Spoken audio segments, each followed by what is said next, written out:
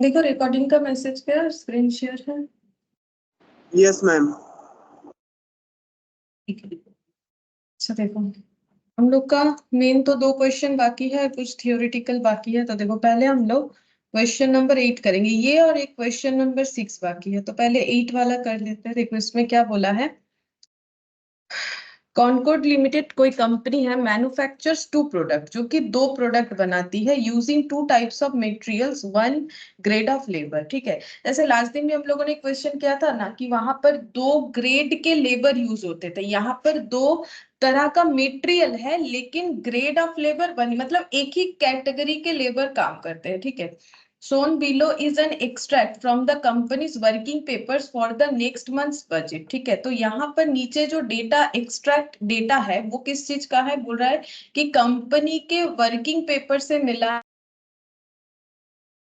तो इनका बजट क्या है कि 2 प्रोडक्ट है, प्रोडक्ट ए प्रोडक्ट बी, इनको सेल करना है कितना, A 2400, B 3600। Budgeted material consumption per unit in kg, मतलब जो मटेरियल, देखो ये प्रोडक्ट ए बनाने के लिए मटेरियल एक्स और मटेरियल वाई, ठीक है, ये दोनों यूज होगा, और प्रोडक्ट बी बनाने के लिए भी मटेरियल एक्स और मटेरियल वाई यूज होगा। देखो एक्स मटेरियल कितना यूज होता है प्रोडक्ट ए में, बोल रहा है कि 5 केजी। ठीक है, अब ये 5 केजी कितना प्रोडक्शन में यूज होगा, 1 यूनिट, क्योंकि हमें यहाँ पर इंफॉर्मेशन किस चीज का दिया है, पर यूनिट पे जितना यूज होगा वो दिया हुआ है, और ये जो मटेरियल है इसका यूनिट है केजी।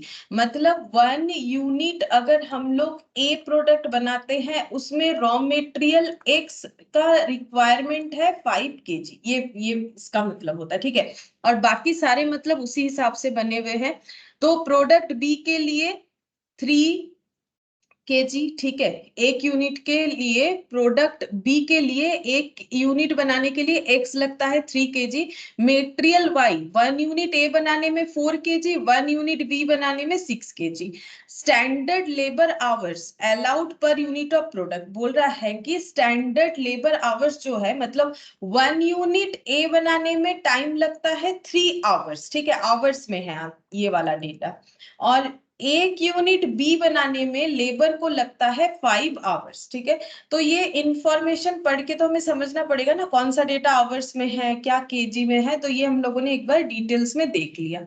अब देखो क्या बोल रहा है, मेटेरियल एक्स एंड वाई का कॉस्ट, मतलब मार्केट से तो ये मेटेरियल परचेस करना पड़ेगा, और यहाँ पर परचेस का जो प्राइस है वो बता रहा है कि एक्स मटेरियल मिलेगा ₹4 पर केजी, क्योंकि देखो ये तो केजी में ही मिलता है, और ₹6 पर केजी मिलता है Y material. And labours are paid 25 per our, मतलब 1 आवर काम होने से 25 रुपीज लेबर को देना पड़ता है। Overtime premium is 50% and is payable if a worker works for more than 40 hours a week। बोल रहा है कि वर्कर को हम लोग ओवर टाइम काम करने से, ओवर टाइम मतलब क्या, जो स्पेसिफाइड टाइम है उससे ज्यादा अगर कोई काम करता है उसे ओवर टाइम बोलते हैं। ठीक है, तो कोई ओवर टाइम काम क्यों करेगा, क्योंकि ओवर टाइम काम करने से उसे नॉर्मल पेमेंट से ज्यादा पेमेंट मिलता है। ठीक है, मतलब नॉर्मली जैसे देखो ना, नॉर्मली कितना बोला है, पर आवर 25, अगर कोई ओवर टाइम करने में भी पर आवर 25 करके देगा तो कोई ओवर टाइम क्यों करे, नहीं करता है। ओवर टाइम करने से ना ये रेट बदल जाता है। तो यहाँ पर बोला है कि ओवर टाइम कितना दिया दिया जाएगा, बोल रहे 50% and is payable, over time premium is 50%, and कैसे पे किया जाएगा, बोल रहा है एक वर्कर अगर काम करता है वीकली 40 आवर्स से ज्यादा, अगर वीक में 40 आवर्स से ज्यादा काम करेगा तो उसे ओवर टाइम दिया जाएगा। वो हमें चेक करना पड़ेगा कि यहाँ पर जो वर्कर काम कर रहे हैं क्या वो ओवर टाइम जो है रिसीव करने के लिए जो है एलिजिबल है कि नहीं। ठीक है, देयर आर 180 डायरेक्ट वर्कर, काम कितने लोग करेंगे, 180 डायरेक्ट वर्कर काम करेंगे। फिर क्या बोल रहा है, the target productivity ratio for the productive hours worked by the direct worker in actually manufacturing the product is 80%। क्या बोला है, टारगेट प्रोडक्टिविटी रेशियो और efficiency ratio for the productive hours worked by the direct workers in actually manufacturing the product is 80%। इसका मतलब है कि जो productivity ratio या फिर एफिशिएंसी रेशियो, एफिशिएंसी का मतलब कितने टाइम में लोग कितना काम कर रहे हैं। जैसे देखो एक एग्जांपल देते हैं, नॉर्मली क्या होता है, 100 मार्क्स का अगर पेपर होता है, ठीक है, पूरा रिटर्न वाला, तो उसके लिए 3 आवर्स टाइम जो है अलॉट किया जाता है। नॉर्मली यही वाला हर एक एग्जाम में अलॉट होता है अगर रिटर्न वाला है। हाँ, अगर एमसीक्यू वगैरह है तो उसमें थोड़ा सा डिफरेंस दिखता है। तो नॉर्मल जो एग्जाम होता है 100 मार्क्स के लिए 3 आवर्स। तो ये क्या है, अगर मान लो कोई 100 मार्क्स का पेपर 3 आवर्स से पहले कंप्लीट कर लेता है, पूरा का पूरा, मान लो 2.5 आवर्स में उसने कंप्लीट कर लिया, तो वो ज्यादा एफिशिएंट है, ठीक है। वही चीज बोल रहा है, प्रोडक्टिविटी रेशियो या efficiency ratio for the productive hours worked by the direct worker in actually manufacturing the product, जो वर्कर एक्चुअली इस प्रोडक्ट को मैन्युफैक्चर कर रहे हैं उनका है 80% एफिशिएंसी रेशियो। मतलब 100 आवर्स में जो काम होना चाहिए, 100 आवर्स में जो काम होना चाहिए वो काम को ये लोग मतलब एक्चुअली बोला है, देखो रेशियो 80% है, मतलब 80/100 एफिशिएंसी रेशियो, ठीक है। मतलब यहाँ पर इनका एफिशिएंसी क्या है, कम है, 80% एफिशिएंसी है। मतलब 80% एफिशिएंसी का मतलब ये हो गया कि नॉर्मली जिस काम को करने के लिए किसी को 100 आवर्स लगेगा, वही काम इनको करने के लिए 100 + 80 यानी 180 आवर्स लगेगा। क्यों? क्योंकि ये एफिशिएंट कितने परसेंट है। देखो अगर कोई 100 मार्क्स का पेपर 3 आवर्स में ही लिखता है तो हम लोग बोलेंगे 100% एफिशिएंट है, ना ज्यादा है ना कम है। लेकिन 100 मार्क्स को क्वेश्चन को लिखने में अगर उसे 80% टाइम लगता है, मान लो कि उसे कितना टाइम लगा, कम लगा, तो हम लोग बोलेंगे वो ज्यादा एफिशिएंट है। लेकिन 100 मार्क्स का पेपर को कंप्लीट करने के लिए अगर उसे ज्यादा टाइम लगेगा तो हम लोग बोलेंगे लेस एफिशिएंट है, ठीक है। तो एफिशिएंसी रेशियो का मतलब है efficiency divided by time given, ठीक है। तो 100 आवर्स जो है उसमें उन्होंने क्या किया है, 80 आवर्स में काम किया है, मतलब ये लेस एफिशिएंट है, एफिशिएंसी रेशियो कम है, ठीक है। 100% से कम है यानी वो एफिशिएंट कम है। इस तरीके से आइडेंटिफाई करना पड़ता है। देखो क्या लिखा है कि 80% एफिशिएंट है, मतलब 100% तो नहीं है, तो एफिशिएंसी कम है। इन एडिशन, इसके साथ साथ the non productive down time is budgeted at 20% of the productive hours. अब ये नॉन प्रोडक्टिव डाउन टाइम क्या है, मतलब जब फैक्ट्री में वर्कर है, फैक्ट्री में सभी वर्कर प्रेजेंट है, लेकिन ये कुछ प्रोडक्शन रिलेटेड काम नहीं कर पा रहे, प्रोडक्शन जो है फिर भी नहीं हो रहा है। ऐसा कब होता है, मान लो कि मशीन ब्रेक डाउन हो गया, ठीक है, ये एक रीजन हो सकता है, या फिर मेटेरियल खत्म हो गया, ये एक रीजन हो सकता है। ये सब एबनॉर्मल रीजन है, ठीक है, एबनॉर्मल रीजन है, मशीन का ब्रेक डाउन हो जाना या फिर मेटेरियल का खत्म हो जाना। लेकिन और भी कुछ नॉन प्रोडक्टिव डाउन टाइम हो सकता है, जैसे मान लो वर्कर, ये भी एक ह्यूमन बीइंग है, तो ये भी काम करने आएंगे तो इन्हें भी थोड़ा रेस्ट चाहिए होता है, टिफिन खाना वाना खाते हैं, ठीक है, तो 2-4 मिनट रेस्ट करते हैं, तो नॉर्मल आइडल टाइम भी होता है, ठीक है। मतलब तब जब मान लो ये लोग टिफिन कर रहे हैं या फिर थोड़ा रेस्ट ले रहे हैं, तब भी तो नॉन प्रोडक्टिव डाउन टाइम होगा। तो बोल रहा है कि non productive down time total budgeted कितना माना गया है, 20% ऑफ द प्रोडक्टिव आवर्स, ठीक है। मतलब 20/100, अगर हम लोगों ने माना है प्रोडक्शन आवर्स 100 है, तो उसमें 20 आवर्स नॉन प्रोडक्टिव है, 80 आवर्स जो है प्रोडक्टिव है। मतलब वर्कर अगर 100 आवर्स फैक्ट्री में प्रेजेंट है तो 20 आवर्स जो है प्रोडक्शन का काम नहीं करते, 80 आवर्स कर लेते हैं। इसका मतलब ये होता है, ठीक है। क्योंकि नॉन प्रोडक्टिव डाउन टाइम होने का बहुत सारा रीजन हो सकता है, एबनॉर्मल रीजन भी हो सकता है कि अचानक से मशीन खराब हो गया, पावर कट हो गया, या फिर नॉर्मल आइडल टाइम भी हो सकता है कि वर्कर लोग खाना खा रहे हैं तो उस टाइम पे प्रोडक्शन बंद है, ठीक है। तो यहाँ पर टोटल नॉन प्रोडक्टिव टाइम बताया है 20%, मतलब 100% में 20% वर्कर प्रेजेंट रहने पे भी प्रोडक्शन नहीं होता है, 80% टाइम प्रोडक्शन होता है। फिर बोल रहा है there are 4-5 days week in the budgeted period. अब बजटेड पीरियड में क्या हुआ है, नॉर्मली हमें एक हफ्ते का मतलब पता है, 1 वीक का मतलब हमें पता है होता है 7 days, लेकिन इनका 1 वीक कितना बोला है, बोल रहा है 4-5 days वीक, ठीक है। इनका 4 वीक है जो कि 5 डेज वाला है, 4 वीक्स है जो कि 5 डेज वाला है, ठीक है, ये in the budgeted period. And it is anticipated that sales and production will occur evenly throughout the whole period. तो इनका जो बजटेड पीरियड है प्रोडक्शन का वो क्या है, वो है 5 डेज वीक बजटेड पीरियड। और ये एंटिसिपेटेड है, मतलब ये जो है ये फोरकास्ट किया जा रहा है that sales and production will occur evenly throughout the whole period. और इस पूरे पीरियड में सेल्स और प्रोडक्शन एक ही तरीके से होगा, मतलब ऐसा नहीं कि इस वीक में ज्यादा नेक्स्ट वीक में कम, ऐसा नहीं है, इवनली होगा, ऐसा इन्होंने माना है। फिर बोल रहा है it is anticipated that stock at the beginning of the period will be, ठीक है, मतलब ओपनिंग स्टॉक बता रहा है किस चीज का, प्रोडक्ट का भी मेटेरियल का भी, प्रोडक्ट का ओपनिंग स्टॉक, मेटेरियल का ओपनिंग स्टॉक, प्रोडक्ट का यूनिट में दिया है क्योंकि वो तो फिनिश गुड्स को बताता है, और मेटेरियल का कैसे दिया है, किलो में दिया है, ठीक है। अब देखो नेक्स्ट क्या बोला है, एंटिसिपेटेड क्लोजिंग स्टॉक, मतलब क्लोजिंग स्टॉक का इंफॉर्मेशन दिया है बजटेड पीरियड में, प्रोडक्ट ए प्रोडक्ट बी का 4 डेज सेल, 5 डेज सेल, और मेटेरियल एक्स मेटेरियल वाई का 10 डेज सेल, 6 डेज सेल, ठीक है। अब ये क्या करना है, ये हमें कैलकुलेट करना है, जैसे यहाँ पर हमें दे दिया था, इसको हम लोग डायरेक्ट यूज कर सकेंगे क्वेश्चन करते वक्त, लेकिन इसको डायरेक्ट यूज नहीं कर पाएंगे, इससे हमें कैलकुलेट करना पड़ेगा कि प्रोडक्ट ए का क्लोजिंग स्टॉक कितना यूनिट है, प्रोडक्ट बी का कितना यूनिट है, मेटेरियल एक्स का कितना केजी है, मेटेरियल वाई का कितना केजी है, ये हम लोग को फाइंड आउट करना पड़ेगा, ठीक है। अच्छा अब देखो नेक्स्ट क्या बोला है, calculate the material purchase budget, हमें सबसे पहले कैलकुलेट करने बोला है material purchase budget way and wages budget for the direct worker showing the quantities and values for the next month, ठीक है। तो सबसे पहले हम लोग ये पॉइंट पे डिस्कस करते हैं मेटेरियल परचेस बजट, मतलब मार्केट में जाके हमें कितना मेटेरियल खरीदना पड़ेगा।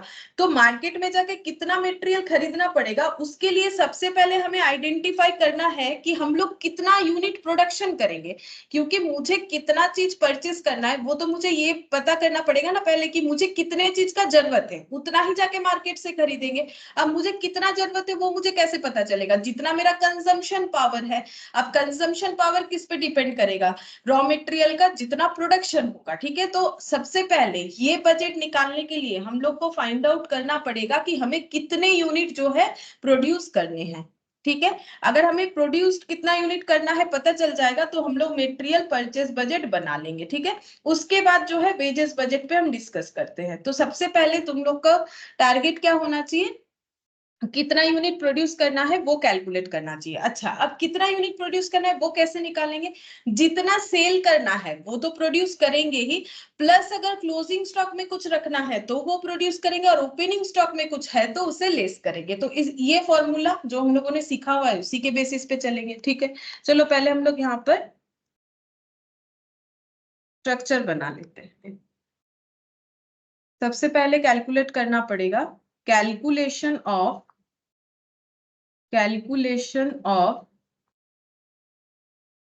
number of units to be produced,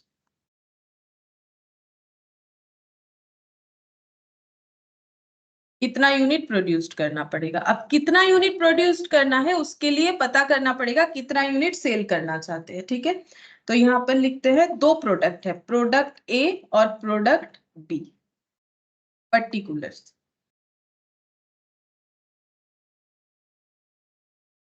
budgeted sale, तो जितना इनका सेल का फोरकास्ट है उतना तो प्रोडक्शन करना ही है। तो बजटेड सेल देखो 2400, 3600, ठीक है। यहाँ पर यूनिट में लिखेंगे 2400 और 3600। अच्छा फिर नेक्स्ट यहाँ पर ऐड करेंगे क्लोजिंग स्टॉक, क्लोजिंग स्टॉक में कितना यूनिट हमें रखना है, ठीक है।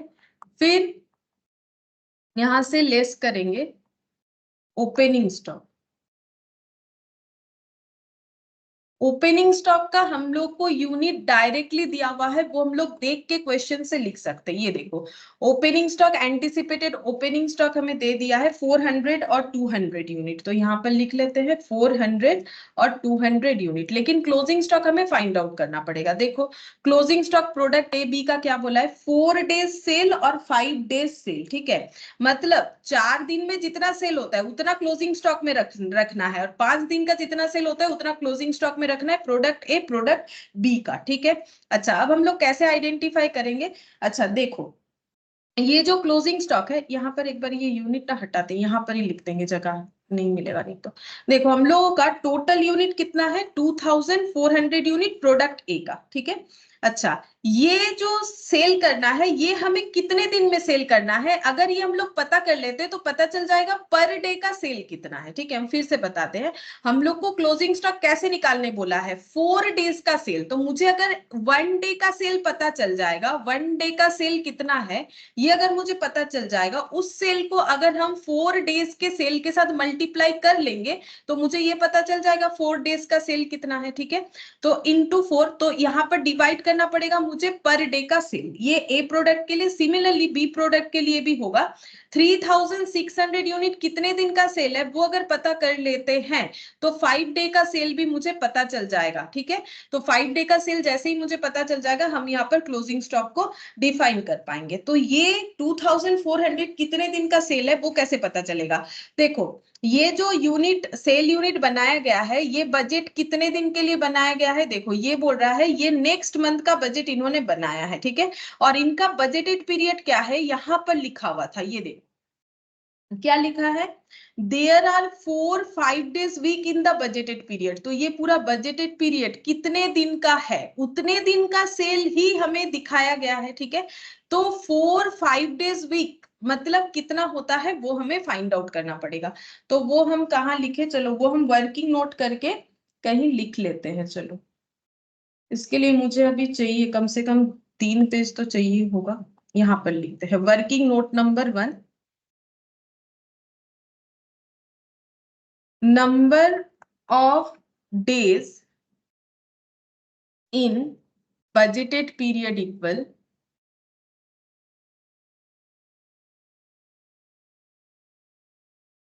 देखो कितना बोला है 5 days, 4-5 days वीक। ठीक है, इसका मतलब 4 वीक 5 days वाला, 5 days वाला। नॉर्मली एक वीक में 7 days होता है लेकिन इनका क्या है बजटेड पीरियड मतलब रोज दिन काम नहीं होता है, इसीलिए बोल रहा है 4-4-5 दिन वाला वीक। ठीक है, 4-5 दिन वाला वीक। ठीक है, तो यहाँ पर कितना हो जाएगा 4 वीक्स 5 days यानी 20 हो जाएगा। ठीक है, यहाँ पर हो जाएगा 20 डेज। ठीक है, ये आंसर आ जाएगा 20 डेज। इसका मतलब यहाँ पर जो सेल है ये 20 डेज का सेल है। देखो यहाँ पर जो सेल है ये दोनों ही बजटेड पीरियड का सेल है। बजटेड पीरियड ही अगर 20 डेज का है तो ये सेल 20 डेज का होगा। तो अगर 20 डेज का इतना है तो 4 डेज का कितना होगा ये कैलकुलेट करने से ही पता चलेगा। ठीक है, अच्छा अब डिवाइड करते हैं।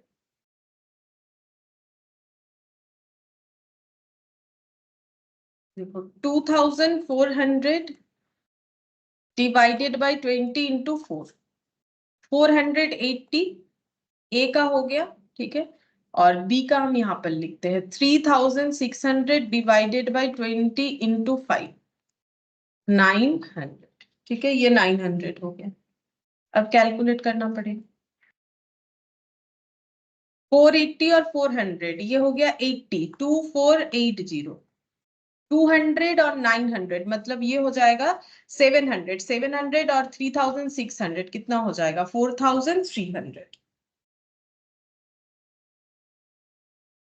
ठीक है, तो यहाँ पर हो गया production unit,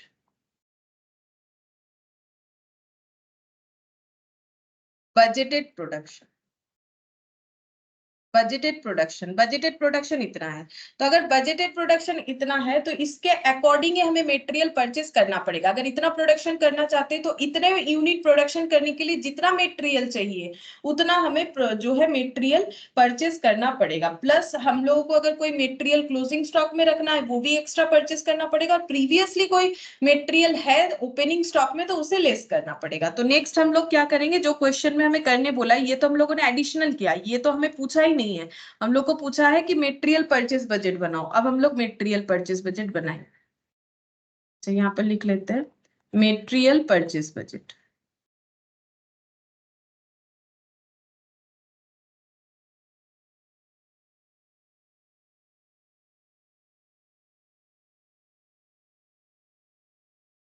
material X, material Y. ठीक है, अच्छा तो पहले जितना मटेरियल कंज्यूम होगा उतना ही कंज्यूम होगा जितना प्रोडक्शन करना चाहेंगे, तो यहाँ पर लिखेंगे मटेरियल कंज्यूम्ड।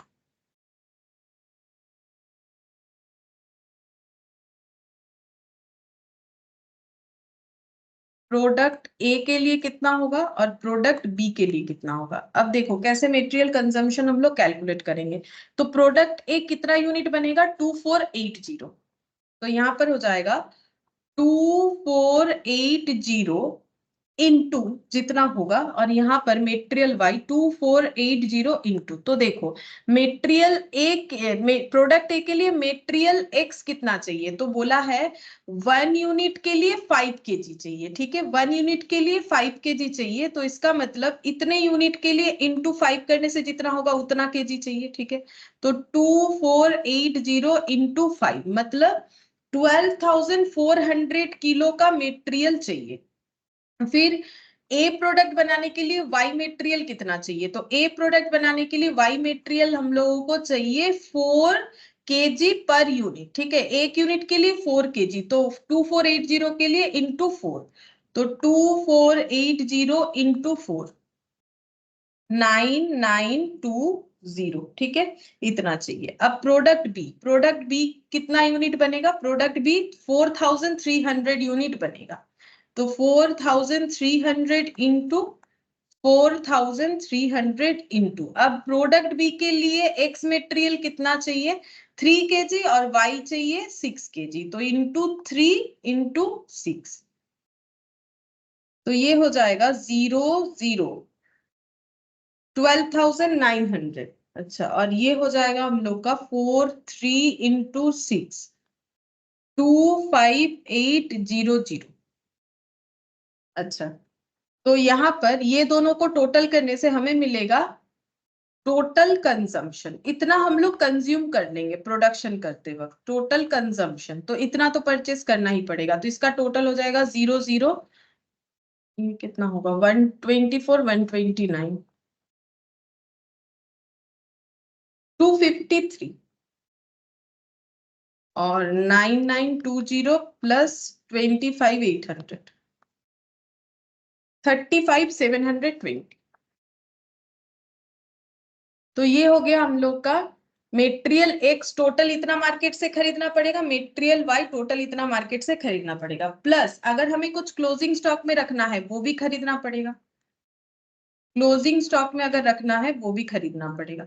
तो क्लोजिंग स्टॉक में कितना रखना है इसको फिर से हमें डिफाइन करके दिया है, हमें खुद से कैलकुलेट करना पड़ेगा। बोल रहा है कि 10 डेज का कंजम्पशन जितना होता है उतना हमें मेटेरियल एक्स को क्लोजिंग स्टॉक में रखना पड़ेगा। ठीक है, अच्छा अब ये कैसे फाइंड आउट करेंगे, देखो 25,300 का जो कंजम्पशन है वो कितने दिन का है, तो वो तो बजटेड पीरियड का है, क्योंकि बजटेड पीरियड में जितना प्रोडक्शन होगा, ठीक है, वही तो ये वाला है, मतलब वो मेरा 20 डेज का है, तो ये जो यूज है मेटेरियल का मेरा 20 डेज का है, तो 20 डेज में इतना किलो मेटेरियल एक्स यूज होगा, तो क्लोजिंग स्टॉक में रखना है 10 डेज के कंजम्पशन का मेटेरियल। ठीक है, तो ये हो गया, तो ये डिवाइड करने से 2 होगा, 2530 डिवाइडेड बाई 2, यहाँ पर एक एक जीरो कट गया तो यह जीरो रहेगा, मतलब 12650 हो जाएगा। ठीक है, अच्छा और ये जो प्रोडक्ट बी है उसका कितना होगा 35720 डिवाइडेड बाई 20, ये भी बजटेड पीरियड का कंजम्पशन है और इसमें 6 डेज का क्लोजिंग स्टॉक हम लोगों को रखना है, तो ये हो जाएगा, देखो ये 00 कैंसिल आउट 2 3 से 6, मतलब 3572 इंटू 3 करने से जितना आएगा 10,716। ठीक है, मैंने ये 2 लाइन लिखा है तो ऐसे करके इसमें लिखा है, देखो मैंने इसमें भी लिखा है, अगर तुम लोग चाहो तो पास पास भी लिख सकते, मतलब 480 के पास 900 लिख दिया वैसा भी कर सकते हो, ये प्रेजेंटेशन करने का तरीका है।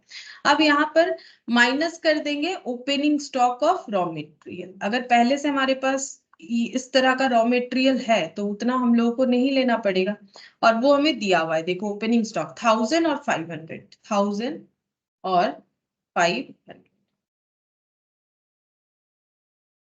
ठीक है, अब यहाँ पर कैलकुलेट करके देख लेते, 25300 प्लस 12650 माइनस 1000 36950, 35720 प्लस 10,716 -500, 45,936। इतने क्वांटिटी में मटेरियल परचेस करना पड़ेगा, quantity to be purchased.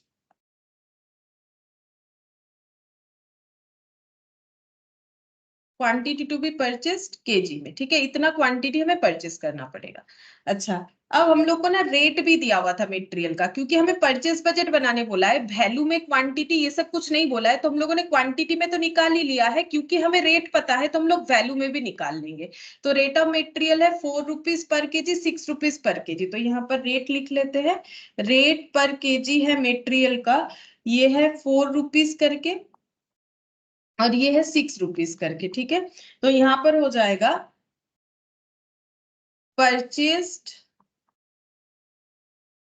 Value, ठीक है, जो हम लोग परचेस करेंगे उसका वैल्यू, तो इसको मल्टीप्लाई कर लेते हैं 6 रुपीज से, ये वाला पहले है कैलकुलेटर में तो यही लिख लेते हैं, 2,75,660, ठीक है, और ये 36,950 इंटू 4, 1,47,800, ठीक है। ये हो जाएगा हम लोग का परचेस्ड बजट इन क्वांटिटी और परचेस्ड बजट इन वैल्यू, ये बन गया, ठीक है। तो पहले क्वेश्चन का आंसर हम लोग का हो गया है। अब हम लोग को फाइंड आउट करना पड़ेगा वेजेस बजट। देखो जो इसमें बोला था, पहला वाला तो हम लोग का फाइंड आउट हो गया, ये देखो इसमें हमें बोला है wages budget for the direct wages, for the direct worker बोला है, ठीक है। तो यहाँ पर एक ही बात है, लैंग्वेज दिया है direct worker. wages budget for the direct worker।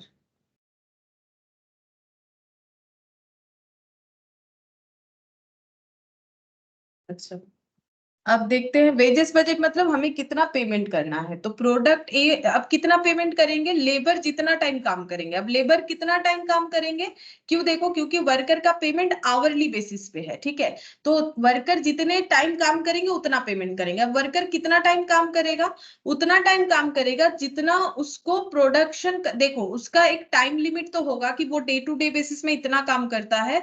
अब ये आवरली बेसिस पे पेमेंट है, तो वर्कर को कितना पेमेंट करना पड़ेगा, जितने आवर्स वर्कर काम करेंगे। अब कितने आवर्स करेंगे, जितना यूनिट बनाने का उनका टारगेट है, वो यूनिट बनाने में उनको जितना टाइम लगेगा उतने आवर्स काम करेंगे, ठीक है। जैसे कि देखो मैं बता दिया है कि एक यूनिट बनाने में 3 आवर्स और 5 आवर्स लगता है, तो इतना यूनिट बनाने में जितना टाइम लगेगा उतना टाइम तो वर्कर को काम करना पड़ेगा, ठीक है। और उतने टाइम के हिसाब से उनको पेमेंट मिलेगा। बाकी यहाँ पर कुछ ओवर टाइम वगैरह भी दिया है, वो भी हम लोग करेंगे, ठीक है। तो पहले जो नॉर्मल पॉइंट है वो लिखते हैं यहाँ पर, particulars product A, product B. तो यूनिट्स टू बी प्रोड्यूस, जितना यूनिट बनाना है, यूनिट टू बी प्रोड्यूस, देखते हैं कितना यूनिट प्रोड्यूस करना पड़ेगा। देखो इनको सेल तो इतना करना था, लेकिन ओपनिंग स्टॉक, क्लोजिंग स्टॉक ये सब एडजस्ट करने के बाद यूनिट्स टू बी प्रोड्यूस्ड हुआ है 2480 और 4300, ठीक है। 2480 और 4300। तो ये सेल यूनिट डायरेक्ट लेने से लेकिन गलत होगा, क्यों, क्योंकि हम लोगों को जितना सेल करना है उतना प्रोडक्शन हो रहा है ऐसा नहीं है, क्योंकि हमें कुछ ओपनिंग क्लोजिंग स्टॉक में भी रखना है। हमारे पास ओपनिंग स्टॉक में भी था, तो भले ही हमें इतना सेल करना है लेकिन प्रोडक्शन इतना करना पड़ेगा, भले ही हमें इतना सेल करना है लेकिन प्रोडक्शन इतना यूनिट करना पड़ेगा। तो जितना प्रोडक्शन होगा लेबर को उतने प्रोडक्शन यूनिट पे ही काम करना पड़ेगा, तो इतना यूनिट प्रोड्यूस्ड होगा। अब देखते हैं लेबर को एक यूनिट बनाने में कितना टाइम लगता है, बता दिया है 3 आवर्स और 5 आवर्स। तो यहाँ पर लिखते हैं स्टैंडर्ड आवर्स पर यूनिट कितना है, 3 और 5, ठीक है। मतलब 1 यूनिट बनाने में 3 आवर्स और 1 यूनिट बनाने में 5 hours, for product A, for product B, यहाँ पर दिया हुआ है, ठीक है। तो इतना यूनिट बनाने में कितना टाइम लगेगा, तो यहाँ पर लिखते हैं total standard hours required, total standard hours required. 2480 unit बनाने में कितना टाइम लगेगा, एक यूनिट बनाने में अगर 3 आवर्स लगता है तो इतने यूनिट बनाने में ज्यादा टाइम लगेगा, ज्यादा यानी मल्टीप्लीकेशन, ठीक है। तो यहाँ पर हो जाएगा 2480 इंटू 3, 7440 आवर्स, और ये हो गया 4300 इंटू 5, 21,500 आवर्स। ठीक है, इतना टाइम लगेगा। अच्छा, अब नेक्स्ट देखो, ये वर्कर लेकिन इतने एफिशिएंट नहीं है, इनको जो भी काम दिया जाता है वो ये मतलब 80% एफिशिएंसी के साथ कर सकते हैं। मतलब सीधा बात यही है कि जो काम करने में बाकी लोगों को लगेगा 100% टाइम, वो काम करने में इनको 180% टाइम लग जाएगा। ठीक है, 180% टाइम लगेगा। तो हम लोगों ने तो नॉर्मल आवर्स निकाला है कि नॉर्मली एक यूनिट बनाने में 3 घंटा स्टैंडर्ड के बेसिस पे, और एक यूनिट बनाने में 5 घंटा लगता है। लेकिन टारगेट प्रोडक्टिविटी रेशियो जो इनका प्रोडक्शन करने का जो कैपेसिटी है, जो एफिशिएंसी है, वो कैसा है? Productive hours worked by direct worker in actually manufacturing the product is 80%। लेकिन ये तो सिर्फ 80% ही एफिशिएंट है। ठीक है, तो ये जो आवर्स है इसको हमें जो है एक्चुअल आवर्स में ट्रांसफर करना पड़ेगा। तो यहां पर हम लिखते हैं productive hours required for production. मतलब नॉर्मली इतने यूनिट बनाने के लिए इतने ही टाइम चाहिए होते हैं, लेकिन क्योंकि ये कम इफिशिएंट है तो इनको ज्यादा टाइम लगेगा। ठीक है, तो 7440 डिवाइडेड बाय क्या कर देंगे? 80% कर देंगे। मतलब ये टाइम जो है, ये टाइम में 80% काम होता है। 7440 डिवाइडेड बाय 80%। ठीक है, 80% मतलब कितना आ गया? 9,300 होगा। रुको, ऐसे दिखाना पड़ेगा। 7440 डिवाइडेड बाई 80%। ठीक है, 9,300। हम फिर से समझा देंगे ये क्या हो रहा है। 9,300 अगर नहीं समझ में आ रहा है तो फिर से बताते हैं। 21,500 डिवाइडेड बाई 80%, यानी 21,500 डिवाइडेड बाई 80%, 26,875, 26,875 आवर्स। देखो, productive hours required for production, मतलब एक्चुअली तो इनको लगना चाहिए इतना टाइम, लेकिन क्योंकि ये कम एफिशिएंट है। कितना कम एफिशिएंट है? ये लोग जो है 20% काम कम कर पाते हैं। ठीक है, तो इतना आवर्स में जो इतने प्रोडक्शन होना चाहिए, एक्चुअली इतना प्रोडक्शन करने में इनको इतना टाइम लगेगा, एक्स्ट्रा इतना लगेगा। देखो तुम लोग, वो हमें 20% ही दिखाएगा। देखो जैसे हम दिखाते हैं, हमें एक्चुअली लगेगा 9,300 आवर्स, लेकिन कायदे से लगना चाहिए 7440। इनको कितना टाइम ज्यादा लग रहा है? 1860 आउट ऑफ कितना? 9,300। देखो ये 20 आया ना, 0.2 इंटू 100 करो, मतलब ये इनको 20% टाइम एक्स्ट्रा लगेगा। क्यों? क्योंकि ये एफिशिएंट कितने हैं? 80% एफिशिएंट है। ठीक है, तो अगर 80% एफिशिएंट है, ये इतना प्रोडक्शन इतने टाइम में कौन कर लेगा? जो 100% एफिशिएंट है। इतना प्रोडक्शन इतने टाइम में कौन कर लेगा? जो 100% एफिशिएंट है, यानी जो एक यूनिट बनाने में 3 आवर्स लेता है, लेकिन इनका एक यूनिट बनाने में 3 आवर्स से ज्यादा लगेगा। कितना ज्यादा लगेगा?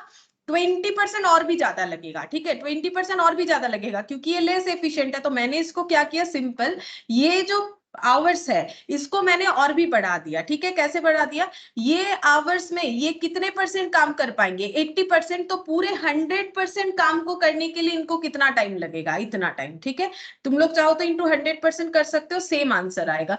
या फिर इतने आवर्स में ये लोग 80% ही काम कर पाएंगे, तो 100% काम कंप्लीट करने में इनको इतना टाइम ज्यादा देना पड़ेगा। और देखो, इनको 20% ही ज्यादा देना पड़ रहा है। तुम लोग चेक करके देखो, जैसे यहाँ पर कितना है? 21,500 है। ठीक है, एक्चुअली इतना टाइम लगना चाहिए, लेकिन इनको कितना लगेगा? 26,875, 5375 आवर्स ज्यादा लगेगा आउट ऑफ 26,875। ठीक है, ये देखो इनटू 100, तो 20% आवर्स जो है, सॉरी 20% टाइम जो है इनको ज्यादा लगेगा। ठीक है, तो मैंने ये वाला यहाँ पर कैलकुलेट करके दिखा दिया, क्योंकि क्वेश्चन में हमें ये कैलकुलेट करना ही पड़ेगा, क्योंकि ये 100% से कम एफिशिएंट है।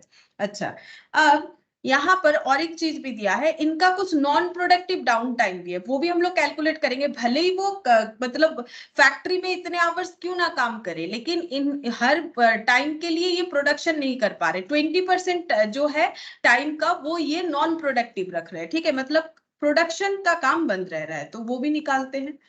नॉन प्रोडक्टिव डाउन टाइम कितना बोला है, 9300 आवर्स वर्कर पूरा पूरा फैक्ट्री में रहेगा, लेकिन तो इसका 20% टाइम जो है जिसमें प्रोडक्शन का काम बंद रहेगा, ठीक है। तो 9300 इंटू 20%, 1860 आवर्स, 26875 इंटू 20%,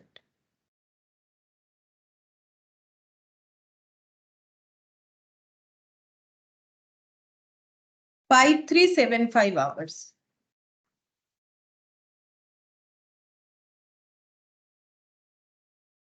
ठीक है, तो ये हम लोग क्यों कैलकुलेट कर रहे हैं कि हमें कितने टाइम के लिए इनको पेमेंट करना पड़ेगा, वो हम लोग कैलकुलेट कर रहे हैं। तो यहां पर लिखेंगे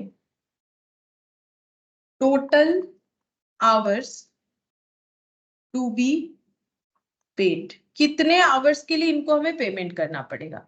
तो ये देखो 9300 आवर्स प्लस 1860, तो 11160 आवर्स, और यहां पर हो जाएगा 26875 प्लस 5375, तो कितना हो गया 32,250, 32,250। हम फिर से एक बार ये वाला पॉइंट समझाएंगे। देखो क्या बोला था हम लोग को, यहां तक देखो पूरा बताते हैं। हमें बोला कि वेजेस बजट बनाओ, ठीक है। वेजेस बजट का मतलब वेजेस कितना टाइम काम कर रहा है उसके हिसाब से हम लोग पेमेंट करेंगे। तो हम लोगों ने देखा कि स्टैंडर्ड टाइम जो है 1 यूनिट बनाने के लिए 3 आवर्स प्रोडक्ट ए को लगता है, 1 यूनिट बनाने के लिए 5 आवर्स प्रोडक्ट बी का लगता है। हम लोग को इतना यूनिट प्रोड्यूस करना चाहिए, करना है, ठीक है, तो हमें इतना इतना टाइम लगेगा। लेकिन क्वेश्चन में बाद में बोला ये लेस एफिशिएंट है, मतलब इनको ये टास्क करने के लिए इससे ज्यादा टाइम लगेगा, ठीक है।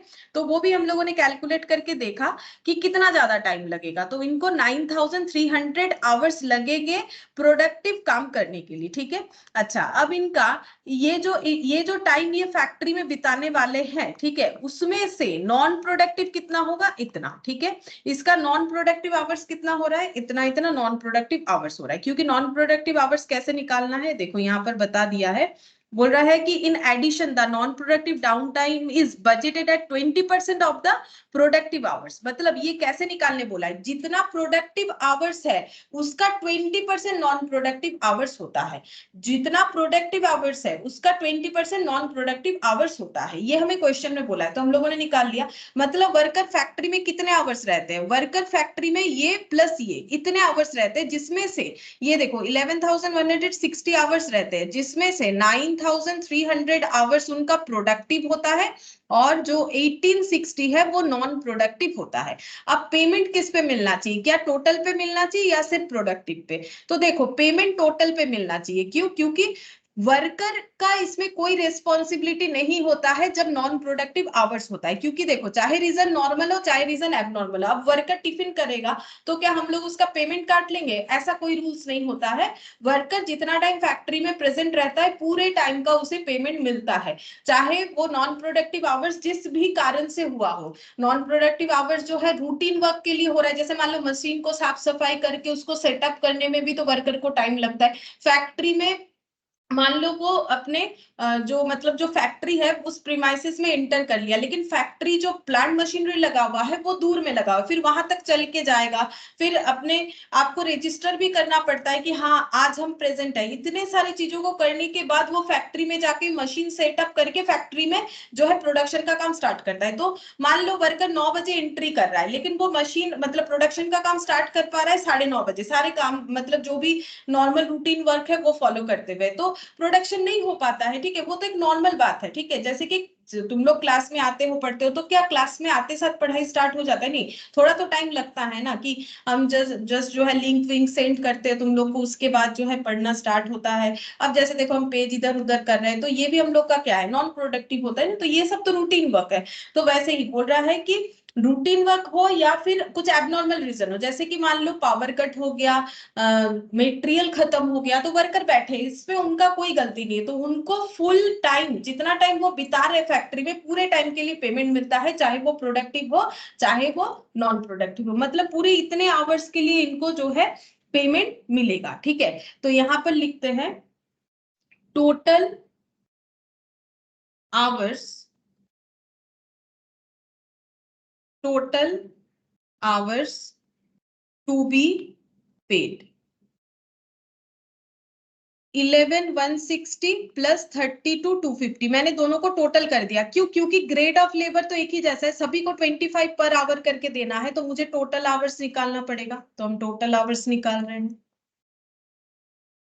43,410 आवर्स, 43,410 आवर्स आ गया। ठीक है, अच्छा फिर यहाँ पर एक ओवर टाइम का भी बात हुआ था। ओवर टाइम में क्या बोला था कि वर्कर अगर ओवर टाइम करता है तो उसे क्या मिलेगा, उसे जो है ओवर टाइम पेमेंट मिलेगा। वो कहाँ चला गया पॉइंट, ये रहा, ये देखो, over time premium is 50% and is payable, और ये पेमेंट तब होता है if a worker works for more than 40 hours से वीक। ठीक है, और 180 डायरेक्ट वर्कर काम कर रहा है, तो बोल रहा है कि वर्कर अगर इस टाइम पीरियड से ज्यादा काम कर रहा है एक हफ्ते में, तो उसे ओवर टाइम ही मिलेगा। पहले देख लेते हैं ओवर टाइम मिलेगा कि नहीं मिलेगा। वर्कर तो इतने आवर्स काम कर रहा है, ठीक है, और नॉर्मली यहाँ पर लिखते हैं, अच्छा यहाँ वर्किंग नोट आ रही है,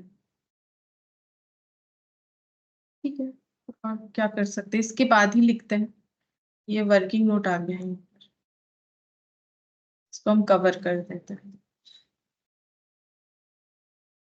अच्छा अब यहाँ पर लिखते हैं, देखो, hours to be paid at normal, normally worker को कितने आवर्स के लिए पे किया जाएगा। देखो वो क्या बोल रहा है यहाँ पर, 40 आवर से वीक ये नॉर्मल है, इससे ज्यादा अगर हो जाता है तो मिलेगा over time premium. 40 hours a week मतलब 40 आवर्स 1 वीक का, और पूरे बजटेड पीरियड में कितने वीक काम होता है, 4 वीक काम होता है। ठीक है, अच्छा इनटू, ये तो एक वर्कर, मान लो एक वर्कर आता है 1 वीक में 40 आवर्स काम करता है, तो 4 वीक में कितने आवर्स काम करेगा, ऐसे कितने वर्कर है, ऐसे 180 वर्कर्स है, तो 180 वर्कर्स,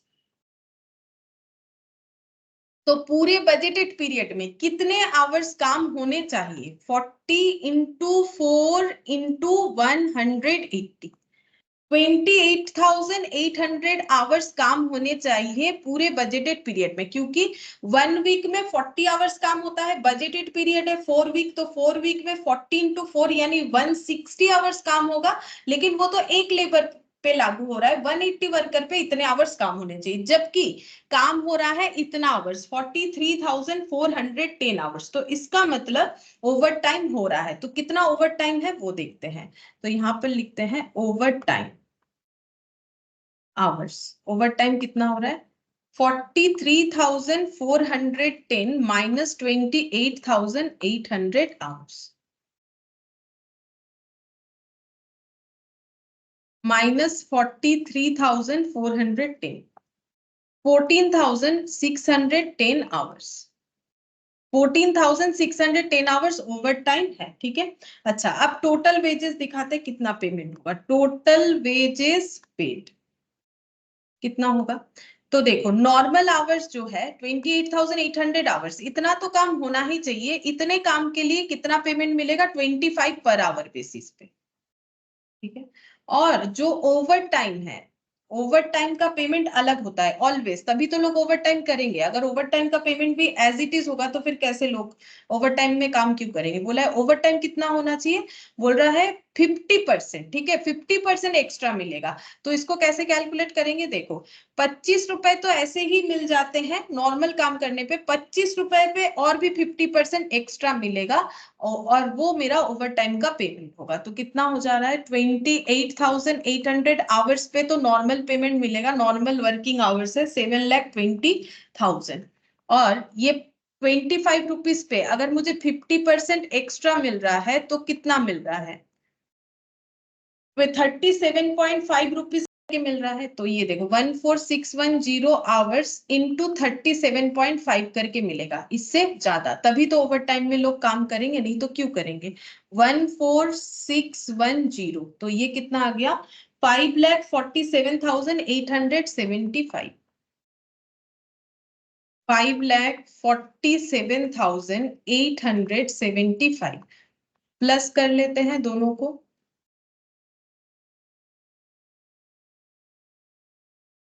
12,67,875, 12,67,875 इतना टोटल जो है वेजेस बजट निकल के आएगा, मतलब टोटल इतना पेमेंट करना पड़ेगा, ये रुपीस में है, ठीक है, तो टोटल इतना पेमेंट करना पड़ेगा। तो क्वेश्चन काफी अच्छा क्वेश्चन है, ठीक है, इसमें जो वेजेस वाला पॉइंट है ये काफी स्ट्रॉन्ग पॉइंट था, ठीक है। तो देखो यहाँ पर क्या क्या स्टेप्स फॉलो करके हमें कैलकुलेट करना पड़ा। सबसे पहले तो हम लोग को ये कैलकुलेट करना पड़ेगा कि हम लोग वेजेस से कितना टाइम काम करवाएंगे, तो जितना यूनिट प्रोडक्शन होगा उसी बेसिस पे वेजेस काम करेगा।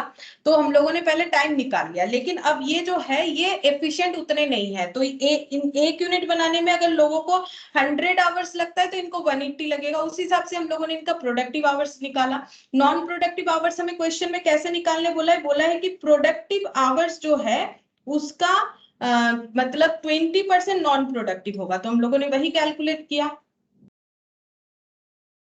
दोनों के केस में। फिर उसके बाद नेक्स्ट यहाँ पर हम लोगों ने देखा कि फिर total hours to be paid कितना है। अब मैंने ये दोनों को क्यों टोटल कर लिया, ए और बी प्रोडक्ट का, क्योंकि दोनों का पेमेंट का ग्रेड एक ही है, एक ही ग्रेड ऑफ लेबर है, 25 रुपए पर आवर करके, ठीक है। तो इस पे पेमेंट होना चाहिए 25 रुपए पर आवर, लेकिन फिर से एक कंडीशन दिया कि देखो कहीं ओवर टाइम काम तो नहीं हुआ। नॉर्मली हम लोग वर्कर से काम करवाना चाहते हैं पर वीक 40 आवर्स, क्योंकि 4 वीक का बजट है, तो 4 वीक में कितने आवर्स, वो 1 वर्कर के लिए आ रहा था, 180 वर्कर के लिए इतने, क्योंकि 180 वर्कर काम कर रहे हैं। तो इसका मतलब ओवर टाइम हुआ है 14,610। अब ओवर टाइम होने पे नॉर्मल वेज रेट से 50% एक्स्ट्रा दिए जाएंगे, यानी 37.5 रेट हो जाएगा। तो नॉर्मल जितना भी काम होता है उसके लिए नॉर्मल रेट में मिलेगा, और ओवर टाइम आवर्स के लिए ओवर टाइम रेट में मिलेगा। फिर कैलकुलेट किया हम लोगों ने, तो टोटल पता चल गया कितना हो रहा है टोटल वेजेस पे, ठीक है। तो इस तरीके से कैलकुलेट करना पड़ेगा। ये वाला क्वेश्चन हम लोग का कंप्लीट हुआ, ठीक है। अच्छा, अब थोड़ा सा थियोरिटिकल कुछ पॉइंट्स है वो लिखते हैं, फिर से एक क्वेश्चन करेंगे, ठीक है। बीच बीच में एक बार थ्योरी लिख लेते हैं। अच्छा, नेक्स्ट हम लोग लिखेंगे,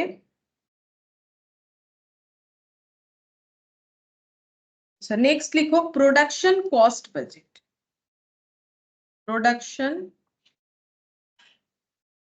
cost budget, production cost budget लिखो। Production cost budget represent, production cost budget represent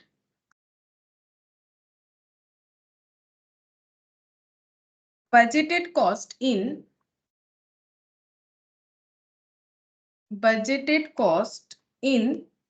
respect of budgeted production,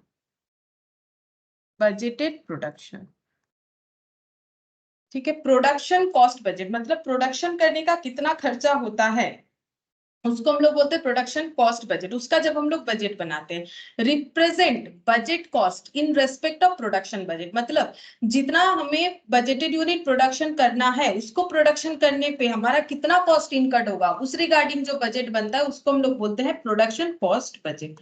फिर नेक्स्ट लाइन में लिखेंगे, here budgeted cost means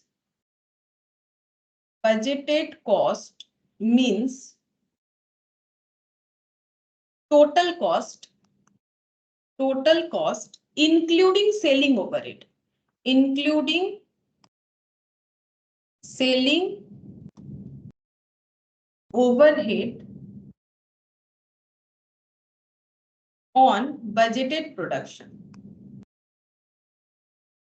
on budgeted production, ठीक है। तो ये चीज यहाँ मेंशन कर दिया। नॉर्मली हम लोग प्रोडक्शन कॉस्ट का मतलब ये समझते हैं कि अप टू फैक्ट्री तक का खर्चा, लेकिन यहाँ पर जब हम लोग बजटेड प्रोडक्शन कॉस्ट बजट बनाएंगे तब बोल रहा है कि यहाँ पर टोटल कॉस्ट में क्या क्या इंक्लूड होगा। बोल रहा है कि देखो जब प्रोडक्शन का बात हो रहा है तो अप टू प्रोडक्शन तक का तो होगा ही, रॉ मटेरियल परचेस करना, वेजेस को पेमेंट करना, मतलब प्राइम कॉस्ट आएगा और उसके साथ फैक्ट्री कॉस्ट तो ऐड होगा ही होगा, साथ ही साथ सेलिंग ओवरहेड भी इस बजट में ऐड होता है। मतलब प्रोडक्शन कॉस्ट बजट में हम लोग का सेलिंग एंड डिस्ट्रीब्यूशन ओवरहेड का खर्चा भी ऐड किया जाता है, ठीक है। फिर थर्ड नंबर पॉइंट में budgeted cost is to be budgeted cost is to be compared with actual cost। ये पॉइंट देखोगे हर जगह पे कॉमन है, ठीक है। हम लोग हमेशा कोई भी बजट क्यों ना बनाए, बजटेड कॉस्ट को हम लोग कंपेयर करते हैं एक्चुअल कॉस्ट से, ताकि हम लोग ये आइडेंटिफाई कर पाए कि हम लोगों का जो सिचुएशन है वो कैसा है, एडवर्स है कि फेवरेबल है, ठीक है। For computing material, labor and overhead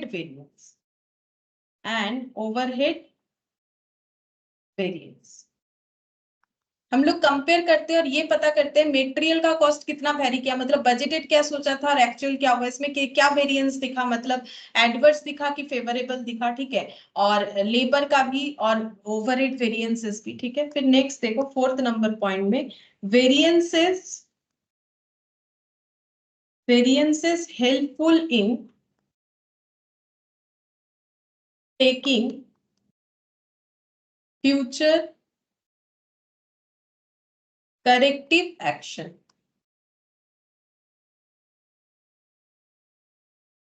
और ये वेरिएंसेस क्यों हम लोग कैलकुलेट करते हैं, वेरिएंसेस से हमें फ्यूचर करेक्टिव एक्शन करने को मिलेगा। मतलब देखो हम लोगों ने मान लो सोचा था मेटेरियल 5 रुपए पर किलो में मिलेगा, लेकिन एक्चुअली उतना नहीं है, उससे ज्यादा है, ठीक है। तो फिर इसके बाद जब भी हम लोग अपना बजट बनाएंगे तो उसके हिसाब से बनाएंगे। तो अगर हम लोग कंपेयर ही नहीं करेंगे, हमारे पास कंपेरिजन का सिचुएशन ही नहीं रहेगा, तो हम लोग अपने जो फ्यूचर में भी फिर गलत एस्टिमेशन के साथ ही चलते जाएंगे ना, तो फिर इसमें तो प्रॉब्लम होगा। तो वही बोला है। तो ये लास्ट का 2 पॉइंट तुम लोग देख सकते हो, हर जगह पे ना तुम लोग को ये लास्ट का 2 पॉइंट जो है कॉमन ही मिलेगा, ठीक है। ये जो कंपेयर करने वाला और उसके बाद फ्यूचर करेक्टिव एक्शन लेने वाला, ठीक है। अच्छा अब नेक्स्ट देखो, यहाँ पर नेक्स्ट बजट लिखो फंक्शनल बजट। मैम ये प्रोडक्शन बजट वाला कई बार थोड़ा सा जूम किया दीजिए तो ये अच्छा ये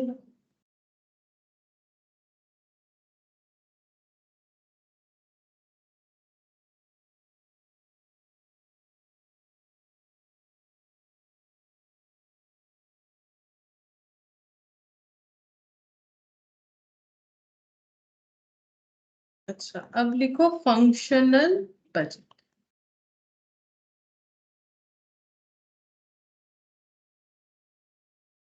फंक्शनल बजट, ठीक है। तो जो भी फंक्शंस होता है उसके अकॉर्डिंग, मतलब क्या से फंक्शनल बजट मतलब देखो एक बिजनेस ऑर्गेनाइजेशन में जितने भी फंक्शंस होते हैं, जैसे कि सेल करना, प्रोडक्शन करना, परचेज करना, मतलब हर एक डिपार्टमेंट वाइज जो काम है वही फंक्शनल है, फंक्शन है, एक्टिविटी, ठीक है। तो वो सबका जो बजट बनता है, तो यहाँ पर पहले पॉइंट में लिखेंगे any business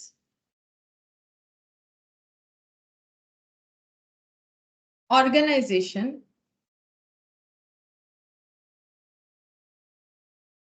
can be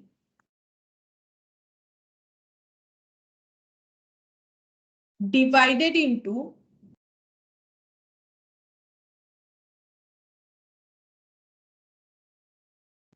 suitable number of function, suitable number of function, ठीक है। हर एक बिजनेस ऑर्गेनाइजेशन अपने एक्टिविटी को अलग अलग पार्ट में डिवाइड करता है। जैसे कि एग्जांपल के तौर पे, फॉर एग्जांपल सेल्स, ठीक है, एक डिपार्टमेंट है जो सेल का ही काम करता है, प्रोडक्शन का काम एक जगह होता है, ठीक है, और परचेज एटसेट्रा, परचेज एटसेट्रा, ठीक है। अच्छा अब नेक्स्ट पॉइंट में लिखेंगे point 2,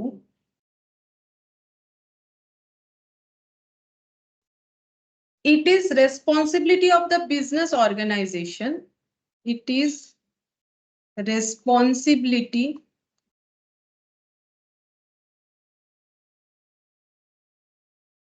of the business organization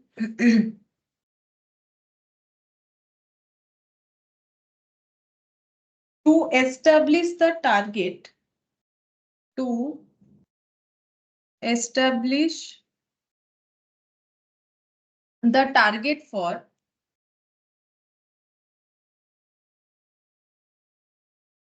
each and every function, each and every function, ठीक है। बोल रहा है कि ये बिजनेस ऑर्गेनाइजेशन का रिस्पॉन्सिबिलिटी है कि हर एक फंक्शन के टारगेट डिसाइड कर ले, मतलब कितना सेल करना है, वही टारगेट के हिसाब से ही तो बजट बनाते, कितना प्रोडक्शन करना है, कितना परचेस करना है, ठीक है। ये हो जाएगा responsibility of the business organisation, ठीक है। फिर थर्ड पॉइंट में लिखो, functional budget are those budget which are functional budget are those budget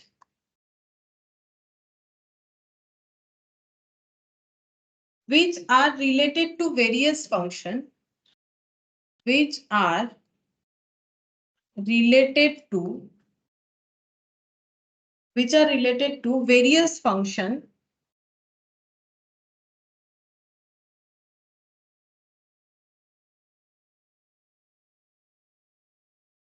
of the business organization, of the business organization।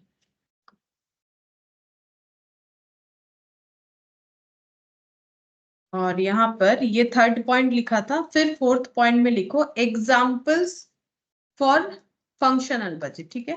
जैसे कि sales budget,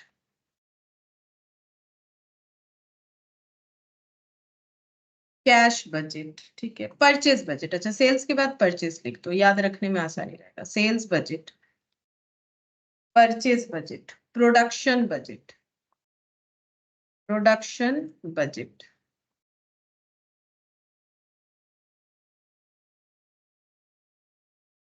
cash budget, wages budget. मतलब जितने भी बजट हम लोगों ने किए हैं सभी फंक्शनल बजट है। Raw material consumption budget, raw material consumption budget, consumption budget.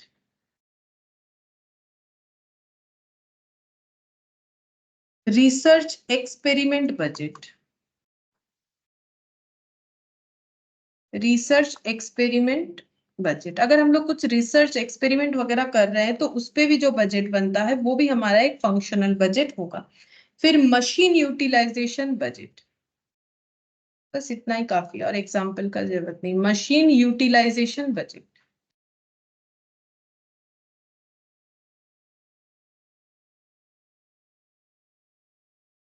Machine utilisation budget, ठीक है। तो ये सब हम लोगों ने जो है फंक्शनल बजट का एग्जाम्पल्स जो है लिख लिया, ठीक है। इसमें से देखो हम लोगों ने सभी बजट किए ही है, कोई ना कोई प्रैक्टिकल एग्जाम, मतलब प्रैक्टिकल क्वेश्चन के साथ। हाँ, ये रिसर्च एक्सपेरिमेंट वाला नहीं किया है, लेकिन उसका भी अगर कभी आता है तो कर सकते हो। हमें डिटेल्स दे देगा कि रिसर्च में क्या क्या काम हुआ, उसमें हमारा क्या खर्चा होने वाला है, तो उसके हिसाब से ही बन जाएगा, ठीक है। या फिर मशीन यूटिलाइजेशन का भी अगर देता है तो कितने आवर्स मशीन चला, उसके बेसिस पे होगा, तो उस पे भी हम लोग कर सकते हैं। अच्छा, अब नेक्स्ट देखो हम लोग और एक बजट लिखेंगे। यहाँ पर परफॉर्मेंस बजट लिखना पड़ेगा, ठीक है। एक सेकंड देख लेते, परफॉर्मेंस बजट नहीं, मैंने नहीं लिखवाया, तो परफॉर्मेंस बजट इसके बाद लिखिए। तो हेडिंग करो performance budget.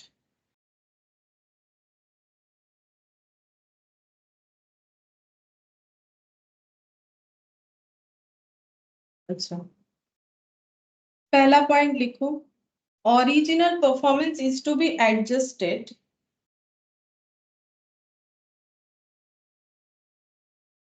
In context of actual position, ठीक है। पहले ये वाला पॉइंट लिखना है। लिखो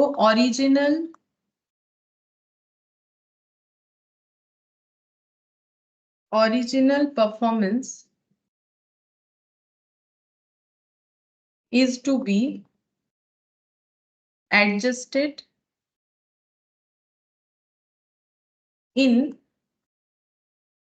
context of actual position.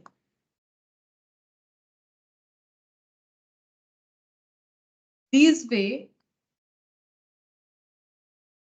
we are able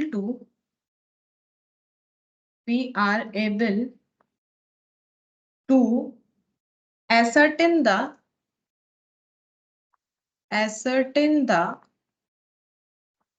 budgeted cost for actual output.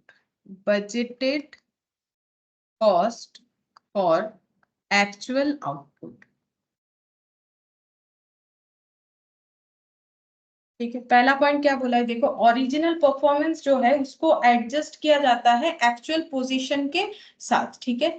This way we are able, और ऐसे करने पे हमें क्या बेनिफिट मिलता है, हम लोग क्या सर्टेन कर पाते हैं, budgeted cost for actual output, ठीक है, कि एक्चुअल आउटपुट का बजटेड कॉस्ट कितना होगा। फिर नेक्स्ट पॉइंट में हम लोग लिखेंगे the budgeted cost for actual output, the budgeted cost for actual output, the budgeted cost for actual output। मतलब ये क्या है पता है, budgeted cost for actual output का मतलब होता है कि मान लो हम लोगों ने बजट बनाया था कि 1 यूनिट प्रोड्यूस करने में खर्चा होगा 10 रुपीज, ठीक है। अब हम लोगों ने प्रोड्यूस किया एक्चुअली में 10 यूनिट, और जिसमें हमारा खर्चा हो गया है मान लो 200 रुपीज का, ठीक है। तो अगर हमें ये पूछे ना कि budgeted cost for actual output, तो एक्चुअल आउटपुट कितना है 10 यूनिट, तो बजट के हिसाब से 1 यूनिट बनाने में अगर 10 रुपए का खर्चा होता है तो 10 यूनिट बनाने में खर्चा होना चाहिए 100 रुपीज का। इसको बोलते हैं budgeted cost for actual output. तो एक्चुअल आउटपुट का बजटेड कॉस्ट के हिसाब से डेटा है, बजटेड कॉस्ट के हिसाब से जो मतलब पेमेंट हो रहा है वो कितना हो रहा है 100, लेकिन एक्चुअली में कितना हुआ है 200, ठीक है। तो हम लोग यहाँ पर क्या करते हैं, हम लोग पहले फाइंड आउट कर पाते हैं budgeted cost for actual output, अगर हम लोग परफॉर्मेंस बजट बनाते हैं, ठीक है। तो budgeted cost for actual output मैंने समझाया कि budgeted cost for actual output क्या होता है, बाकी पॉइंट लिखते हैं चलो। The budgeted cost for actual output is to be compared with actual cost for actual output, ठीक है। अब देखो क्या बोल रहा है, हम लोग budgeted cost for actual output निकालेंगे, फिर उसे कंपेयर करेंगे actual cost for actual output. मैंने जैसे अभी एग्जांपल दिया 1 यूनिट बनाने का मान लो 10 रुपीज का खर्चा है, एक्चुअली 10 यूनिट बना है और खर्चा एक्चुअली हुआ है 200 रुपीज। ये सब मैंने क्या दिया है, एक्चुअल डेटा, ये क्या है बजटेड डेटा। तो बजट के हिसाब से 10 यूनिट्स बनाने का खर्चा होना चाहिए था 10 यूनिट इंटू 10 यानी कि 100 रुपीज, जबकि वह 200। तो budgeted cost for actual output is to be compared, फिर उसे हम लोग कंपेयर करते हैं actual cost for actual output के लिए। क्या है actual cost for actual output, मतलब हम लोगों ने जो सोचा था उससे खर्चा ज्यादा हुआ है। अब कभी ज्यादा भी हो सकता है कभी कम भी हो सकता है, ज्यादा हुआ तो एडवर्स, कम हुआ तो फेवरेबल, ठीक है। फिर पॉइंट नंबर 3 में देखो, with the help of comparison, with the help of comparison, we are able to identify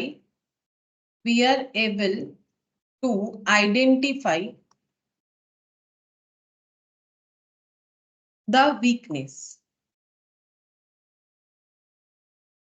कि जो एडवर्स हुआ क्यों हुआ, तो वीकनेसेस जो है वो हम लोग आइडेंटिफाई कर पाएंगे। और 4th नंबर पॉइंट में the weakness if not corrected, the weakness if not corrected will continue to increase,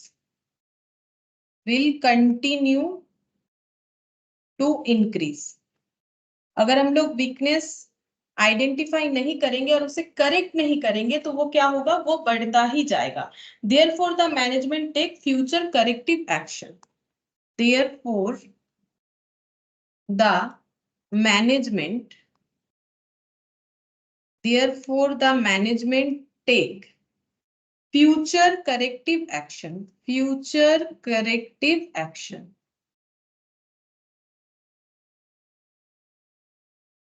ठीक है, तो ये वाला हम लोग का हो गया परफॉर्मेंस बजट। ठीक है, अच्छा अब और एक थ्योरी लिखवा देते हैं, दैट इज कैश बजट। ठीक है, कैश बजट भी लिखवा देते हैं।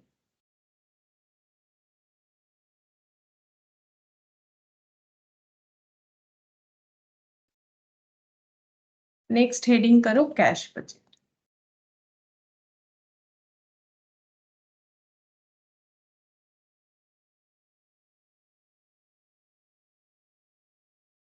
कैश बजट में पहले लिखो, cash budget is the forecast of, cash budget is the forecast of estimated cash